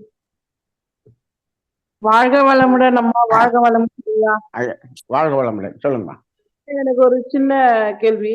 இப்ப ரொம்ப ம். பணக்காரங்க இருக்காங்க இல்லையா, அவங்க ஆமா. திடீர்னு ரொம்ப வருஷம் கழிச்சு, இப்ப 73 வயசு, அப்ப ம். 20 வயசுல இருந்து பணக்காரு, இப்ப ம். 73 வயசு எல்லாத்தையும் இழந்துட்டு ரொம்ப கஷ்டப்படுறதுக்கு காரணம் என்னய்யா? போன வாட்டி அவங்க செஞ்ச ம். கர்மயா, இல்ல ம். அவங்க எப்படி அது? இல்லைங்கம்மா, போன வாட்டின்னு இல்லை, இப்ப 73 வருஷமா இவர் அந்த அவ்வளவு பணத்தையும் வச்சு அவர் சுயநலமா வாழ்ந்து இருந்தாருன்னா அதை இழக்கத்தானே செய்யணும். அதாவது நாம என்ன பண்ணணும்னா, நம்மளுடைய தேவை போக கொடுத்து வாழணும். அப்ப கொடுக்காம அப்படியே இறுக்கி வாழ்ந்துகிட்டு இருக்கிறாரு. அவர் என்ன பண்றாரு, அப்படியே சேர்த்து சேர்த்து வைக்கிறாரு. அப்ப அது சமுதாயத்துக்கு போக வேண்டியது போகலைன்னா அது இயற்கை அதை இந்த பிறவியிலே எடுத்துருச்சு. அந்த நிலைமைக்கு வந்துட்டாரு. அப்ப ஒவ்வொரு மனிதனும் அதை சமன பேலன்ஸ்டா வாழணுமா. சுயநலம் அப்படிங்கிறதுல மட்டும் வாழ்ந்து கொண்டிருந்தால் மொத்தமா இது மாதிரி எடுத்து அனுபவிக்க வேண்டிய சூழ்நிலை வரும். சுயநலமும் பொதுநலமும் கலந்து ஒரு பேலன்ஸ்டா மனுஷன் வாழ்ந்தான்னா அவன் எப்ப இருந்துகிட்டே இருப்பான். இன்னொன்னு பார்த்தீங்கன்னா, அந்த சுயநலமா இருந்தாதான் பணக்காரன் ஆக முடியும். ஒருத்தர் பணக்காரர் ஆகிறாருன்னா ஒரு சுயநலம் மட்டும் இருந்தா தானே ஆக முடியும், இல்லாட்டி ஆக முடியாது இல்லையா? அப்ப இது இயற்கையில எப்பயுமே அப்படிதாங்கம்மா. ஒரு ஒரு பீரியட்ல அப்படியே இருந்தா அது ஒரு பீரியட்ல எல்லாத்தையும் எடுத்துரும். அது அனுபவிச்சுதான் ஆகணும். இப்ப இவர் பீரியட்லயே அனுபவிச்சாருங்கிறீங்க, இன்னும் ஒரு சில குடும்பங்கள்ல அவருடைய பிள்ளைகள் காலத்துல போயிருது. எல்லா எல்லா இடத்துலயும் இது செயல் விளைவு நடந்துகிட்டாம இருக்கு. ஒரு ஒரு குடும்பத்துல நடக்குதுங்கிறதுக்காக இப்ப அவர் அப்படி ஆயிட்டாரு, அவர் அப்படி ஆயிட்டாரு அப்படிங்கிறதுக்காக அந்த ஊர்ல இருக்கக்கூடிய பணக்காரங்கெல்லாம் நம்மளும் இன்னுமே அப்படி ஆயிடுவோமோ அப்படின்னு பயம் அற வாழ்க்கை வாழ்றாங்களா? வாழ மாட்டாங்க, வாழ மாட்டாங்க. அவருக்கு வந்துச்சுன்னா எனக்கும் வரணும்னு அவசியம் இல்லையா அப்படின்னு தான் இருப்பாங்க. இதுதான் உலகம். ஆனா நாம புரிஞ்சுக்கணும், ஒரு மனிதனுக்கு ஒரு விளைவு வருகிறது என்று சொன்னால் அந்த விளைவு நமக்கும் வரும். எல்லாருக்கும் சமமாகத்தான் வரும். நமக்கு கொஞ்சம் காலம் தள்ளி போயிருக்கு, இப்பயே நம்ம தெரிஞ்சுக்கணும், திருந்தணும், அவ்வளவுதான். அது செய்யறது இல்லை யாருமே. அவங்க செஞ்ச புண்ணியம் அது வரலாம் தானுங்களாயா? அப்போ முன் ஜென்மத்திலேயே அதாவது அவங்க புண்ணியம் அவங்களா செஞ்சிருந்தாங்கன்னா இது தானா இப்படி போகாது. அவங்க செய்யாதனாலதான் இது என்ன பண்ணுது, இயற்கை அதை அப்படி பிடிங்கிருது. ஒண்ணு நம்மளா கொடுக்கணும், இல்லாட்டி இயற்கை நம்மள்ட்ட இருந்து பிடிங்கிடும். இது இது நடக்கத்தாங்கம்மா செய்யும். அது அவரவருடைய வாழ்க்கை முறை அவரவருடைய மனநிலையை பொறுத்து இருக்குங்கம்மா. நீங்க ரொம்ப ஒரு டேம் நான் தண்ணியை விட மாட்டேன்னு சொல்லி அப்படியே தேக்கி வச்சிருந்தேன்னா டேம் உடைஞ்சு போயிடும். அப்ப டேம்ல தண்ணி அப்பப்ப ஷட்டர்ல திறந்து விட்டீங்க அப்படின்னு சொன்னீங்கன்னா ஒரு பிரச்சனை வராது இல்லையா? நான் ஷட்டரை திறக்க மாட்டேன் அப்படின்னு அப்படியே வச்சிருந்துச்சுன்னா கரையே உடைஞ்சு போயிடும். அதான் நடந்திருக்கு. அவ்வளவுதான்மா. கஷ்டமா இருக்குல்ல, அவங்களெல்லாம் பார்த்தா எப்படி இருந்தாங்க இப்ப எப்படி இருக்காங்க. ஆமாமா, எப்படி இருந்தாங்கங்கும் போது அவங்க எப்படி இருந்தாங்கங்கிறத நீங்க பாத்தீங்கன்னா அது எத்தனையோ பேரை ஏங்க வச்சிருப்பாங்க, எத்தனையோ பேரை பொறாமைப்பட வச்சிருப்பாங்க. அதுக்கு ஒரு விளைவு தான் இப்ப வர்றது. அது ஒண்ணும் பண்ண முடியாதம்மா, அது இயற்கை. அது ஒண்ணும் செய்ய முடியாது. அது எல்லாருக்கும் உண்டுங்கம்மா. நம்ம அப்படி வாழக்கூடாது அப்படிங்கறத நம்ம புரிஞ்சுக்கணும், அவ்வளவுதான். அவ்வளவுதான், வேற ஒண்ணு இருக்கு. ரொம்ப நல்லது. வாழ்க வளமுடன். அனார்கலிமா,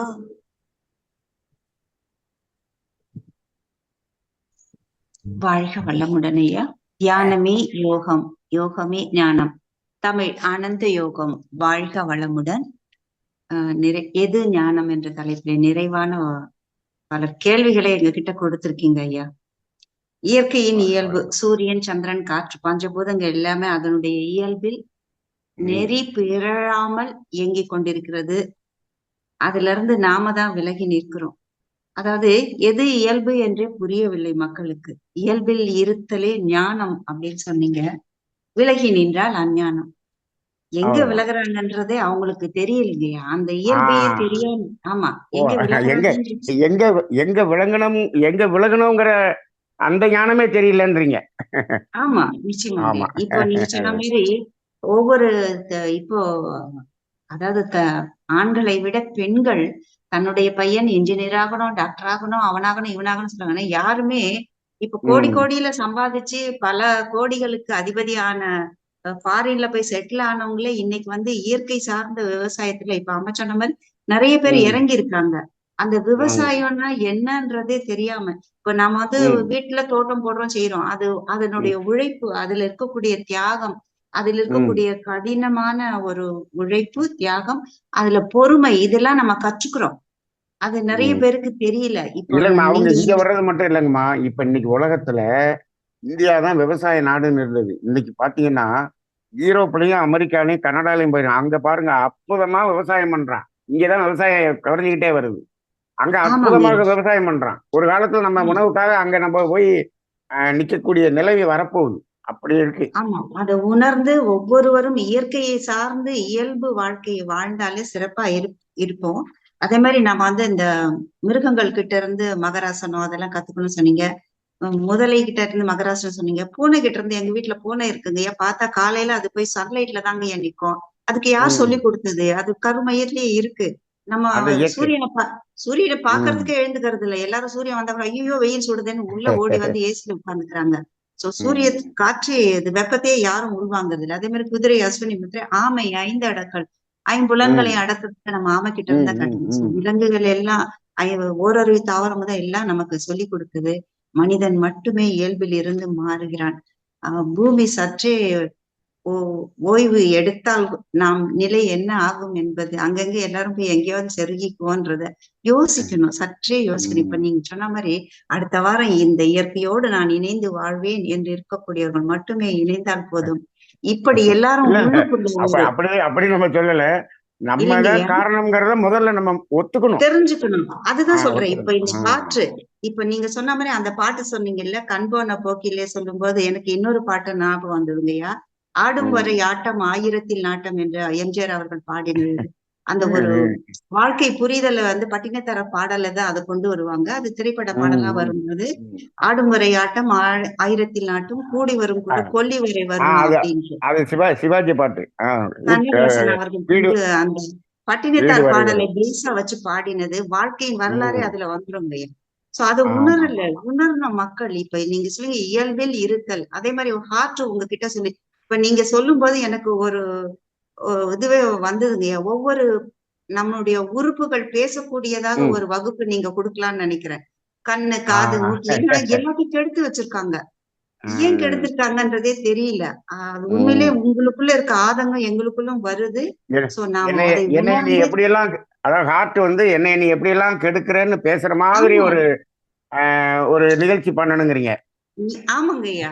இப்ப தவம் கொடுக்கறதோட நிக்காம அது என்ன, ம். அது ம். என்ன டோன்ட்ஸ் டூஸ் அண்ட் டோன்ட்ஸ் சொல்ற மாதிரி ஐயா என்ன செய்யாதயா, என்ன ம். என் போக்குல விடையா அப்படின்னு நம்ம கிட்ட கெஞ்சுற மாதிரி அது இருக்கணும் இன்றைக்கு. ஆனா ஆ. இளைஞர்கள்ல ஒரு 50% உணர்றாங்க, 50% கெட்ட வழியில் போறவங்களும் இருக்காங்க. அதற்கு வந்து ம். ஊடகங்களும் இன்றைக்கு இருக்கக்கூடிய பல்வேறு ஆனா ஒரு வகையில அந்த 50% பிள்ளைகளை பாராட்டணும். இவ்வளவு எல்லாம் தடமாறி போகக்கூடிய வழிகள் இருந்தாலும் நீங்கள் உங்கள் வழியில் நேராக பயணிக்கிறீர்கள் என்று நாம் ஒரு வகையில ம். பாராட்டணும். இதற்கு பேரண்ட்ஸ் முக்கியமா துணை இருக்கணுங்க ஐயா. பேரண்ட்ஸ்க்கு வாழ்க முதல்ல வளமுடன். நம்ம ஞானத்தை கொடுத்துருவோம். அப்புறம் அது பிள்ளைகளோட வரும். வாழ்க சிறந்த வளமுடன். இன்னைக்கு நிறைய விளக்கங்கள். அது உள் வாங்கி அது உள்ள அசை போட்டாதான் சரியா இருக்குங்க ஐயா. மிக்க வாழ்க நன்றி. வளமுடன். வாழ்க நன்றி, வளமுடன் ஐயா. நன்றி, நன்றி. வாழ்க சிறப்பு வளமுடன். சார். நன்றி. நன்றிம்மா, வாழ்வமுடன். சாந்திமா பேசலாம். வாழ்வமுடன். சாந்திமா. ஐயா வாழ்கலாம் ஐயா. வாழ்க வளமுடன். சொல்லுங்க. ஐயா ரொம்ப ரொம்ப ரொம்ப நன்றிங்கய்யா. ஐயா நான் ஒரே ஒரு சின்ன கேள்விங்க. நீங்க சொன்னீங்களையா மிருகங்களுக்கு வந்து உணர்வோ ம். அது அந்த ஒரு இது தெரியாது அப்படின்னு சொன்னீங்களையா. ஒரு சம்பவம் நடந்துச்சு தீபாவளிக்கு முத நாள். எங்க ம். பக்கத்து தெருவுல வந்து கறிக்கடை இருக்குங்க. அங்க வந்து ம். வேன்ல வந்து இந்த ஆடெல்லாம் இறக்குனாங்க. அதுல ஒரு ம். ஆடு மட்டும் தப்பிச்சு அடுத்த தெரு ம் எங்க சொல்லப்போனா ம் 3வது வந்துரும் எங்க தெரு. எங்க தெருவுக்கு வந்து சரி எங்க வீட்டு கேட்டுக்குள்ள வந்து ஒளிஞ்சுக்கிருச்சுங்கய்யா. அவங்க ம் ம் வந்தாங்க, கண்டுபிடிச்சிட்டாங்க. எனக்கு ஆதங்கம். நாங்க பியூர் ம் சைவம்.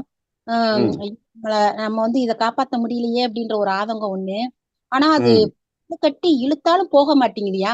அப்ப அவங்களுக்கு ம் குட்டிக்கு எல்லாருமே என்ன பேசினா பாத்தீங்களா, மனுஷருக்கு ம் தான் யாதுன்னா இதுக்கும் அது தெரிஞ்சிருப்பாரு, நம்மளை வெட்டி பழி கொடுக்க போறாங்கன்னு தெரிஞ்சிருச்சு அப்படின்னு சொல்றாங்க. எந்த மாதிரி? ம். பயம் பய உணர்வு வருங்கம்மா. அது ஆஹ் ஆட்டுக்கு மட்டுமல்ல, ஒரு ஆஹ் மரத்துக்கு பக்கத்துல ஒரு கோடாரி எடுத்துக்கிட்டு அருவாள் எடுத்துக்கிட்டு அந்த மரத்தை நோக்கி நீங்க போனீங்கன்னா அந்த உம் மரமே நம்மளை வெட்ட போறாங்கன்னு பயப்படுதான். அந்த உணர்வு அதுக்கு இருக்குதான். ஓ ஆமா, அதெல்லாம் இருக்குன்னு சொல்றாங்க. அது அதுக்குள்ளேயே அந்த அறிவு இருக்கிறது அல்லவா. ஆமாங்கய்யா. அது ஏதாவது பார்த்தா கூட பரவாயில்ல, பார்க்கல. வேனை விட்டு ம் ஏறாங்க, அதுல ஒண்ணு மட்டும் தப்பிச்சு வந்துருச்சு. எனக்கு அன்னையில ஆமா, இருந்து அப்படியே. நீங்க நீங்க இந்த கோயில்ல கிடா வெட்டுறாங்கல்ல, அங்கேயே பாருங்க. அதை அப்படியே ஆமாங்க. கயிறை பிடிச்சி இழுத்து அது அப்படியே அப்படி பயத்துல இருக்கும். அதுக்கு ஆஹ் என்ன பண்ணுவாங்க, அதுக்கு என்ன பண்ணுவாங்க, அந்த மஞ்சள் தண்ணி. தண்ணியை ஊத்தி அதை குடுக்க வச்சு அதுக்கப்புறம் வெட்டுவாங்க. அந்த மாதிரி ஆமா. இருக்கு. இன்னொன்னு என்ன, பயம்ங்கிறது எல்லா பக்கமும் அந்த உயிர் பயம் அப்படிங்கிறது வந்து அது விலங்கினங்களுக்கு இருக்குதுங்கம்மா. அதே மாதிரி இன்னொன்னு என்ன சொல்லிக்கிறாங்க நடைமுறை வாக்குல, ஏன்னா கொன்னா பாவம் தின்னா போச்சு அப்படின்றாங்க. ம். அந்த மாதிரிலாம் கேள்விப்பட்டுட்டு நம்ம இதுக்குள்ள வரோம். அத வேற மாதிரி சொல்றாங்கம்மா சில பேரு. கொன்றவனுக்கு சென்ற பாவம் தின்றவனுக்கு போயிடுச்சு, அங்க ஓ இருந்து இங்க டிரான்ஸ்பர் ஆயிடுச்சு அப்படின்னு சில பேர் சொல்றாங்க. அந்த மாதிரி. சரிங்க. ஏதோ ரொம்ப ஒரு பழமொழி வச்சாங்க. சரி. நீங்க ரொம்ப சரி, சரி. தெளிவா இன்னைக்கு வாழ்க விளக்கம்லாம். வளமுடன். வாழ்க வளமுடன். நன்றிங்கம்மா. ஐயா அம்மா. நன்றிம்மா. வாழ்வமுடன். கனகராணியம்மா திரும்ப கேள்வி கேட்பீங்களா? கனகராணியம்மா. ஐயா வாழ்க வளமுடன். சொல்லுங்கம்மா. ஐயா இப்ப ஒரு மனிதர்களுக்கே வந்து இப்ப உயிரை காப்பாத்திக்கிறதுக்காக இப்ப இந்த ம் அசைவம் சாப்பிடலாம், ம் வேற வழி இல்ல அப்படின்னு சொல்லும்போது அதை சாப்பிடுறாங்கன்னு வைங்க. அப்ப ம் அதன் ஒரு தாக்கம் வராதுங்களா? ஆமா, அது வந்து எப்படின்னாங்கம்மா, அதாவது உணவு, பசிக்கு உணவு அப்படிங்கிறதுக்கு நமக்கு தாவர உணர்வே இருக்குதுங்கம்மா. ஆஹ் இப்போ இந்த நான்வெஜ்ஜுங்கிறத வந்து மனிதன் ஆரம்பத்துல சாப்பிட்டான். அதுக்கப்புறம் அவன் எதன் அடிப்படையில சாப்பிட்டான்னா, அவனுக்கு வந்து மருத்துவமாக உடம்பு முடியாம போறப்ப அது சரி பண்றதுக்கு அதை எடுத்துக்கொண்டான். மருத்துவமாக எடுத்துக்கொண்டான். சரி ரைட்டுங்களா? சரிங்க ஐயா. சரிங்க ஐயா. அந்த நேரத்துக்கு மருத்துவத்துக்காக மருத்துவ அடிப்படையில அதை எடுத்துக்கிறாங்கம்மா. இருக்கு. ரைட்டுங்களா? ஆஹ் ஆஹ் ஆனா நார்மலா அது வந்து அப்படி தேவைப்படல. இன்னும் ஒரு ஆஹ் சிலருக்கு வந்து அவங்களுடைய ஆ, உழைப்புக்கு தகுந்தாற் போல அவங்க எடுத்துக்கிறாங்க. இது டிபெண்டிங் அப்பான் தி பர்சன். மனிதனுக்கு மனிதன் இது வேறுபடுங்கம்மா. அதனால இத வந்து இதுதான் அப்படின்னு நம்ம வந்து நம்ம நம்ம வந்து நிர்ணயம் அது கண்டிஷன்லாம் பண்ண வேண்டியதில்ல. அது வந்து சரி. ஆஹ் அதாவது ஆன்மீகத்துல இது தேவையில்லைன்னு சொல்றோம். ஆனா சரிங்க. ஆன்மீகத்துல இருக்கிறவங்களுக்கு தேவையில்லை, ஆஹ் தேவைப்படாது. ஆஹ் தேவைப்படாது. ரைட்டுங்களா? ஆனா இப்ப சரிங்க. என்ன ஆயிடுச்சு அப்படின்னு சொன்னோம்னா, அந்த ஆன்மீக அமைப்புல நான் மெம்பரா இருக்கேன். எனக்கு எனக்கு அது கூடாது அப்படின்னு நம்ம சொல்றோம். ஆஹ் அது நீ ஆன்மீக அமைப்புல நீங்க இருக்கிறீங்க. ஆனா நீங்க பண்றதெல்லாம் வந்து உங்க ஆஹ் ஆன்மீகத்தின் அடிப்படையில நீங்க இல்லையே, வாழலையே. இன்னைக்கு எத்தனையோ பேர் நம்ம என்ன பண்ணியிருக்கோம்? ஆஹ் நாங்களாம் மனவள கலைஞர்களுங்க. எப்படி? அதுல உறுப்பினரா இருக்கிற மஜித் மட்டும்தான். மகரி சொல்றதை எத்தனை அதெல்லாம் நாங்க ஃபாலோ பண்ணவெல்லாம் மாட்டோம்ங்க. நாங்க வந்து மன்றத்துல இருக்கோம்ங்க. அப்ப நாங்க செய்வோங்க. ஆஹ் நீங்க ஆன்மீகத்துல இருந்தா உங்களுக்கு தேவையே படாது. தேவையே சரி. படாது. நீங்க அதுல ஆஹ் இருந்துகிட்டு, நீங்க வேற மாரியான கடுமையான உழைப்ப உழைச்சுட்டு, நீங்க அதையும் சாப்பிட மாட்டேன் அப்படின்னு சொன்னீங்கன்னா, நீங்க உங்க உடம்ப வீணாக்கிக்குவீங்க. ஒண்ணு ஓ. ஆன்மீகத்துல கரெக்ட்டா வாங்க. ஆன்மீகத்துல வந்து தேவைப்படாது. இது எப்படி வரணும்னா, ஆஹ் நமக்கு தேவையில்லை என்ற ஒரு நிலைக்கு ஆஹ் வரணும். அப்ப சரி. நீ உன் ஆஹ் உடம்ப கெடுத்துக்கிட்ட, நோய் வந்துருச்சு, நீ அதை இத சாப்பிட்டாதான் நீ வந்து அப்படின்னு மருத்துவத்துல சொல்றாங்க, சித்த மருத்துவத்துல. அப்ப நீ ஆஹ் என்ன பண்ற? உடம்ப கெடுத்துட்டேன்னா அதை சாப்பிடு. ஆஹ் உனக்கு ஆஹ் தேவைப்படுது, தேவைப்படுற மாதிரி நீ வாழ்ற. அப்ப ஆன்மீகத்தில் ஆன்மீகவாதியாக இருப்பவருக்கு அது தேவைப்படாது. அப்ப ஐயா அவங்களா விட்டுருவாங்க. மகரிஷி ஆ, அப்படிதான் சொல்லியிருக்காரு. அவங்களா விடுவாங்க. எப்ப இவங்கெல்லாம் வந்து தற்சோதனை பண்ணி எல்லாம் பண்ணி இப்படி வந்துருவாங்க அப்படின்னு நினைச்சிட்டு இது மாதிரி சொல்லிட்டாரு. ஆ, நாங்க மெம்பரா தான் இருக்கமே தவிர எதையுமே நம்ம ஃபாலோ பண்றதே இல்லை. ஆ, அப்ப இவங்க என்ன பண்றாங்க, நாங்க விட்டுறோம். ஏன் விடணும்? கண்டிஷன். அப்ப அங்க கண்டிஷன்ல விடுறீங்க. ஆ, நிச்சயமாக இவர்கள் வந்து நம்ம வந்து மன்றத்துல சேர்ந்து விட்டோம், நம்ம சாப்பிட முடியலையே, அவங்க எல்லாம் சாப்பிடுறாங்களேன்னு உள்ளுக்குள்ள ஆ, பொசுங்கிக்கிட்டு தான் நீங்க இருக்கிறீங்களே தவிர ஓ, உண்மையிலே ஆ, இல்ல. ஆ, ஆ, அதுவும் அப்படியும் இல்லைங்கம்மா. அது சரி. இயல்பாக நம்ம ம், மனசு அது தேவையில்லைன்னு வேணான்னு சொல்லும். ஓ, ஆ. அவ்வளவுதான். அந்த நிலைக்கு வரணுங்கம்மா. சில பேர் என்கிட்ட அப்படிதான் சொன்னாங்க. கண்டிப்பா நீ சாப்பிட சொன்னாங்க. நான் சாப்பிடுறேன் அப்படின்னு சொன்னாங்க. அதனாலதான் ஆஹ் கேள்வி அது- உங்களுக்கு. அது- அது அது இண்டிவிஜுவல் மனிதனை பொறுத்திருக்கு. முதல்ல பசிக்கலைன்னா சாப்பிட மாட்டேன்னு அதுக்கு முதல்ல வர சொல்லுங்க. ஆ, அதுக்கே நம்ம வர்றதில்லை. ஆ, ஆ, சரி, அப்ப சரி. அது அது அந்த அடிப்படையில நம்ம வந்து ஆன்மீகம் என்றதுக்குள்ள வந்துட்டோம் அப்படின்னு சொன்னோம்னா இயல்பாக வந்துடும். அது சரி, வேண்டாங்கிறது. அது சரி. தேவைப்படாம நிறுத்தணுமே தவிர ம், அதுல வந்து நம்ம வந்து வாண்டனா போய் ஃபோர்ஸ்ஃபுல்லா எதையுமே செய்யக்கூடாதுங்கிறது மகரிஷியினுடைய கருத்து. வாழ்க வளமுடன். சரி, சரிங்க. ஆ, சரி. மோகன் ரெட்டி ஏன் பேசலாம். ஐயா வாழ்க வளமுடன் ஐயா. ஐயா வாழ்க வளமுடன். சொல்லுங்க. ஐயா இப்ப நம்ம இயல்பை விட்டு மாறும்போது தான் நம்மளுக்கு வந்து துன்பம் வருதுங்க ஐயா. அப்ப ஆமா ஒரு ஐந்தறிவு வரை வந்து இயல்பை விட்டே மாறல, அதுக்கு துன்பம் இல்லை. ஆமா அப்ப ஆமா ஆறாவது அறிவு வரும்போது இன்னும் வந்து ம். நம்ம மேல் நோக்கிய அறிவு தானங்க ஐயா அது. ஏன்னா இறை அறிவு, ஆமா உணர்வு அறிவு அது. ஆமா அப்ப மேல் அந்த நோக்கிய அறிவு. மேல் நோக்கிய அறிவு மேல் நோக்கிய அறிவுன்னா எதுன்னா இந்த 5 புலன் வழியாக இருக்கக்கூடிய அறிவை கடந்து அது அடுத்து அந்த இறை உணர்வுகள் அதை உணர்றதுக்கான அறிவு. மேல் ஆமாங்க நோக்கியதுன்னா ஐயா. அப்ப அங்கதான் நம்ம போகணும். ம். ஆமாம் ஆமாங்க ஐயா. அப்ப அப்ப ஆமா அந்த ஆறாவது அறிவு வந்து அந்த இயல்போட ஐந்தறிவே இயல்போட இருக்கும்போது ஆறாவது விட இன்னும் அதை நோக்கி தனியா போகணும். அப்ப எந்த இடத்துல அந்த இது விலகுது இயல்பை விட்டு? அதுதான் அதை நோக்கி போக வேண்டியது. இந்த 6வது அறிவு என்ன பண்ணு, நம்ம இந்த புலன் வழியே வாழ்ந்து பழகிட்டோம் இல்லையா. இந்த 6வது அறிவுக்கு அந்த 6வது புலன் ஒண்ணு இல்ல ரைட்டுங்களா. அப்ப அது என்ன பண்ணுது, அது 5க்குள்ள போகுது. அதனாலதான் அளவு முறை மீறுது. 5 அறிவு மட்டும் இருக்கிறப்ப அளவு முறை மீறல. இந்த 6வது அறிவு எப்ப வந்து 5க்குள்ள போகுதோ அங்கதான் அளவு முறை மீறுது. அப்ப இந்த 6வது அறிவுக்கு வந்து புலன் கடந்த அறிவு அப்படிங்கிறத புரிய வைக்கிறதுக்கு தான் நம்ம இவ்வளவு பேசிட்டு இருக்கோம். ஆமாங்க. அதனால மனுஷன் மட்டும்தான் அளவு முறை மீறுவான், விலங்கினம் எல்லாம் மீறாது. இப்ப 6வது அறிவு தடம் மாறி போயிடுச்சு. அடுத்த மாதிரி சொல்றாரு, தடம் மாற்றம் சொல்றாரு, தடம் மாறி போயிடுச்சுன்றாரு. அது ஒரு சின்ன ஒரு சந்தேகங்கய்யா. இந்த 6வது அறிவை நம்ம இப்ப தடமாறி போதும் இல்லைங்கய்யா. அப்ப இந்த 6வது அந்த அறிவு யாரால் தடமாறி போகுது? யாரு அதை இயக்குறா? அது யாரு தடமாறி போயிட்டான்னா, நம்ம மனிதன்ல நம்ம எத்தனை பாரம்பரியமா வந்திருக்கிறோம். ஒரு இடத்துல சின்ன தடுமாற்றம் நடந்தது. அந்த பதிவு என்ன பண்ணுது, மீண்டும் பண்ண சொல்லுது. இப்ப பாருங்க, நம்ம தாத்தா பாட்டி அவங்க வந்து புலன் மயக்கத்துல இருந்ததை விட நம்ம அப்பா அம்மா கூட, அதை விட நம்ம கூட, நம்மளை விட நம்ம பையன் கூட. அப்ப என்னாச்சு, ஒரு சின்ன ஒரு தடுமாற்றம் வந்தது. அந்த பதிவு இருந்தது இல்லையா, அந்த பதிவின் வழியிலேயே போய் அதை அதிகப்படுத்திட்டோம்.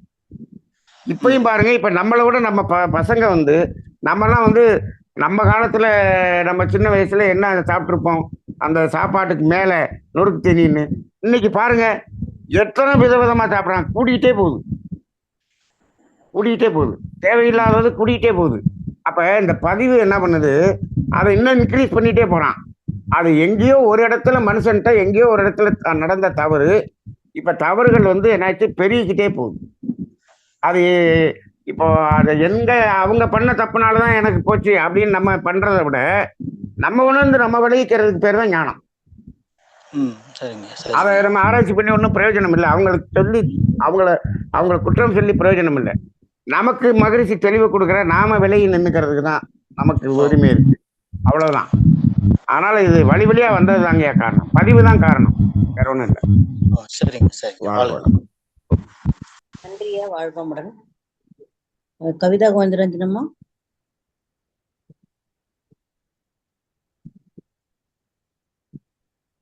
அம்மா வாழ்க வளமுடன். கவிதா கோவிந்தராஜன். வாழ்க வளமுடன் ஐயா, வாழ்க வளமுடன் அம்மா. சொல்லுங்க ஐயா, எனக்கு ஒரு பதில் வேணும் ஐயா. எல்லாரும் இருந்தாங்க, என்னால கேட்க முடியல. சொல்லுங்கம்மா இப்பதான் சொல்லுங்கம்மா. ஐயா, எனக்கு குழந்தை கிடையாதுங்க ஐயா, நான் அடாப்ஷன் எடுத்தேன். சரி அந்த அடாப்ஷன் எடுத்துட்டு நான் எங்க மாமியார் வீட்டுக்கு போகும்போது என்னை உள்ள சேர்க்க மாட்டேன், நீ எடுத்துட்டு போய் எங்க எடுத்துட்டு வந்தியோ அங்கேயே விட்டுட்டு வந்துட்டு நாங்க. சரி நானும் எங்க வீட்டுக்காரும் இல்ல எங்களுக்கு இந்த குழந்தை தான் வேணும்ட்டு நாங்க அப்பவே வெளியே வந்துட்டோம், அவங்க சொன்ன உடனே. சரி அன்னிட்டு இனியவெல்லாம் நான் சொத்து தர மாட்டேன், யாருக்கோ ம் குழந்தைக்கு நாங்க எதுக்கு சொத்து சரி தரணும் ம் அப்படின்னு கடைசி வரலுமே கொடுக்கல, சரி அவங்களே பிரிச்சு அவங்க கொடுத்துக்கிட்டாங்க. சரி இப்ப நாங்க முன் செய்த பதிவுனால அந்த மாதிரியா, இல்ல எதனால ஐயா அந்த மாதிரி? இல்லைங்கம்மா, அந்த நீங்க நீங்க எடுத்த குழந்தை இந்த உங்களுடைய மாமனார் வீட்டில இருந்து வரக்கூடிய அந்த கர்ம வினைகளை வாங்கி அனுபவிக்க அது தயாராக இல்லை. ஆஹ் ரைட்டுங்களா? அது ஒரு கொஞ்சம் புனிதமான ஆத்மாவா இருக்கு, அது அதை வாங்க அப்படிங்களா? தயாரா இல்லை. அது வராத வரைக்கும் நம்ம இந்த குழந்தையினுடைய வாழ்க்கை நல்லா இருக்கும்.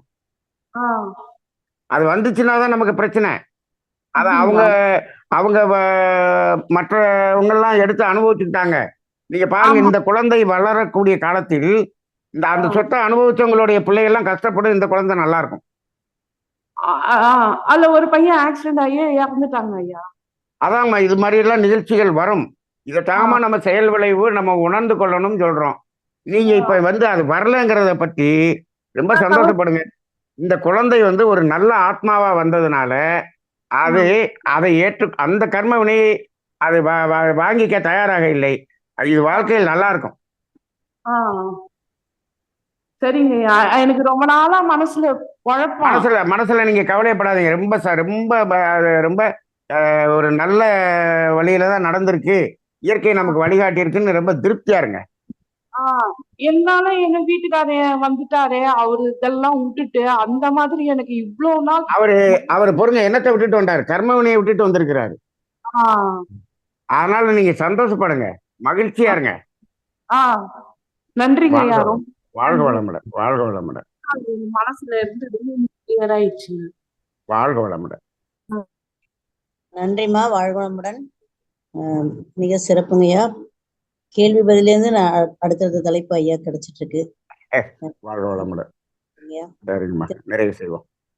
மிக அமைதியாகவும் மீண்டும் மீண்டும் புரியும்படி. அப்ப நாங்க எவ்வளவு அழகா இருந்துக்கோன்னு நீங்களே நினைச்சுக்கோங்கய்யா.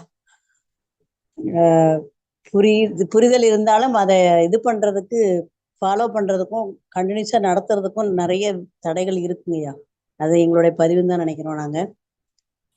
கேள்வி கேட்ட அன்புள்ளங்களுக்கும் அருட்தொண்டர்களுக்கும் கலந்து கொண்ட அன்பர்களுக்கும் பதிலளித்த ஐயா அவர்களும் மீண்டும் ஒரு முறை வாழ்த்தி விடுவோம். அருட்பேராற்றல் கருணையினால் உடல் நலம், நீள ஆயுள் நிறை, செல்வம், உயர் புகழ், மெய்ஞானம் ஓங்கி வாழ்க வளமுடன், வாழ்க வளமுடன், வாழ்க வளமுடன்.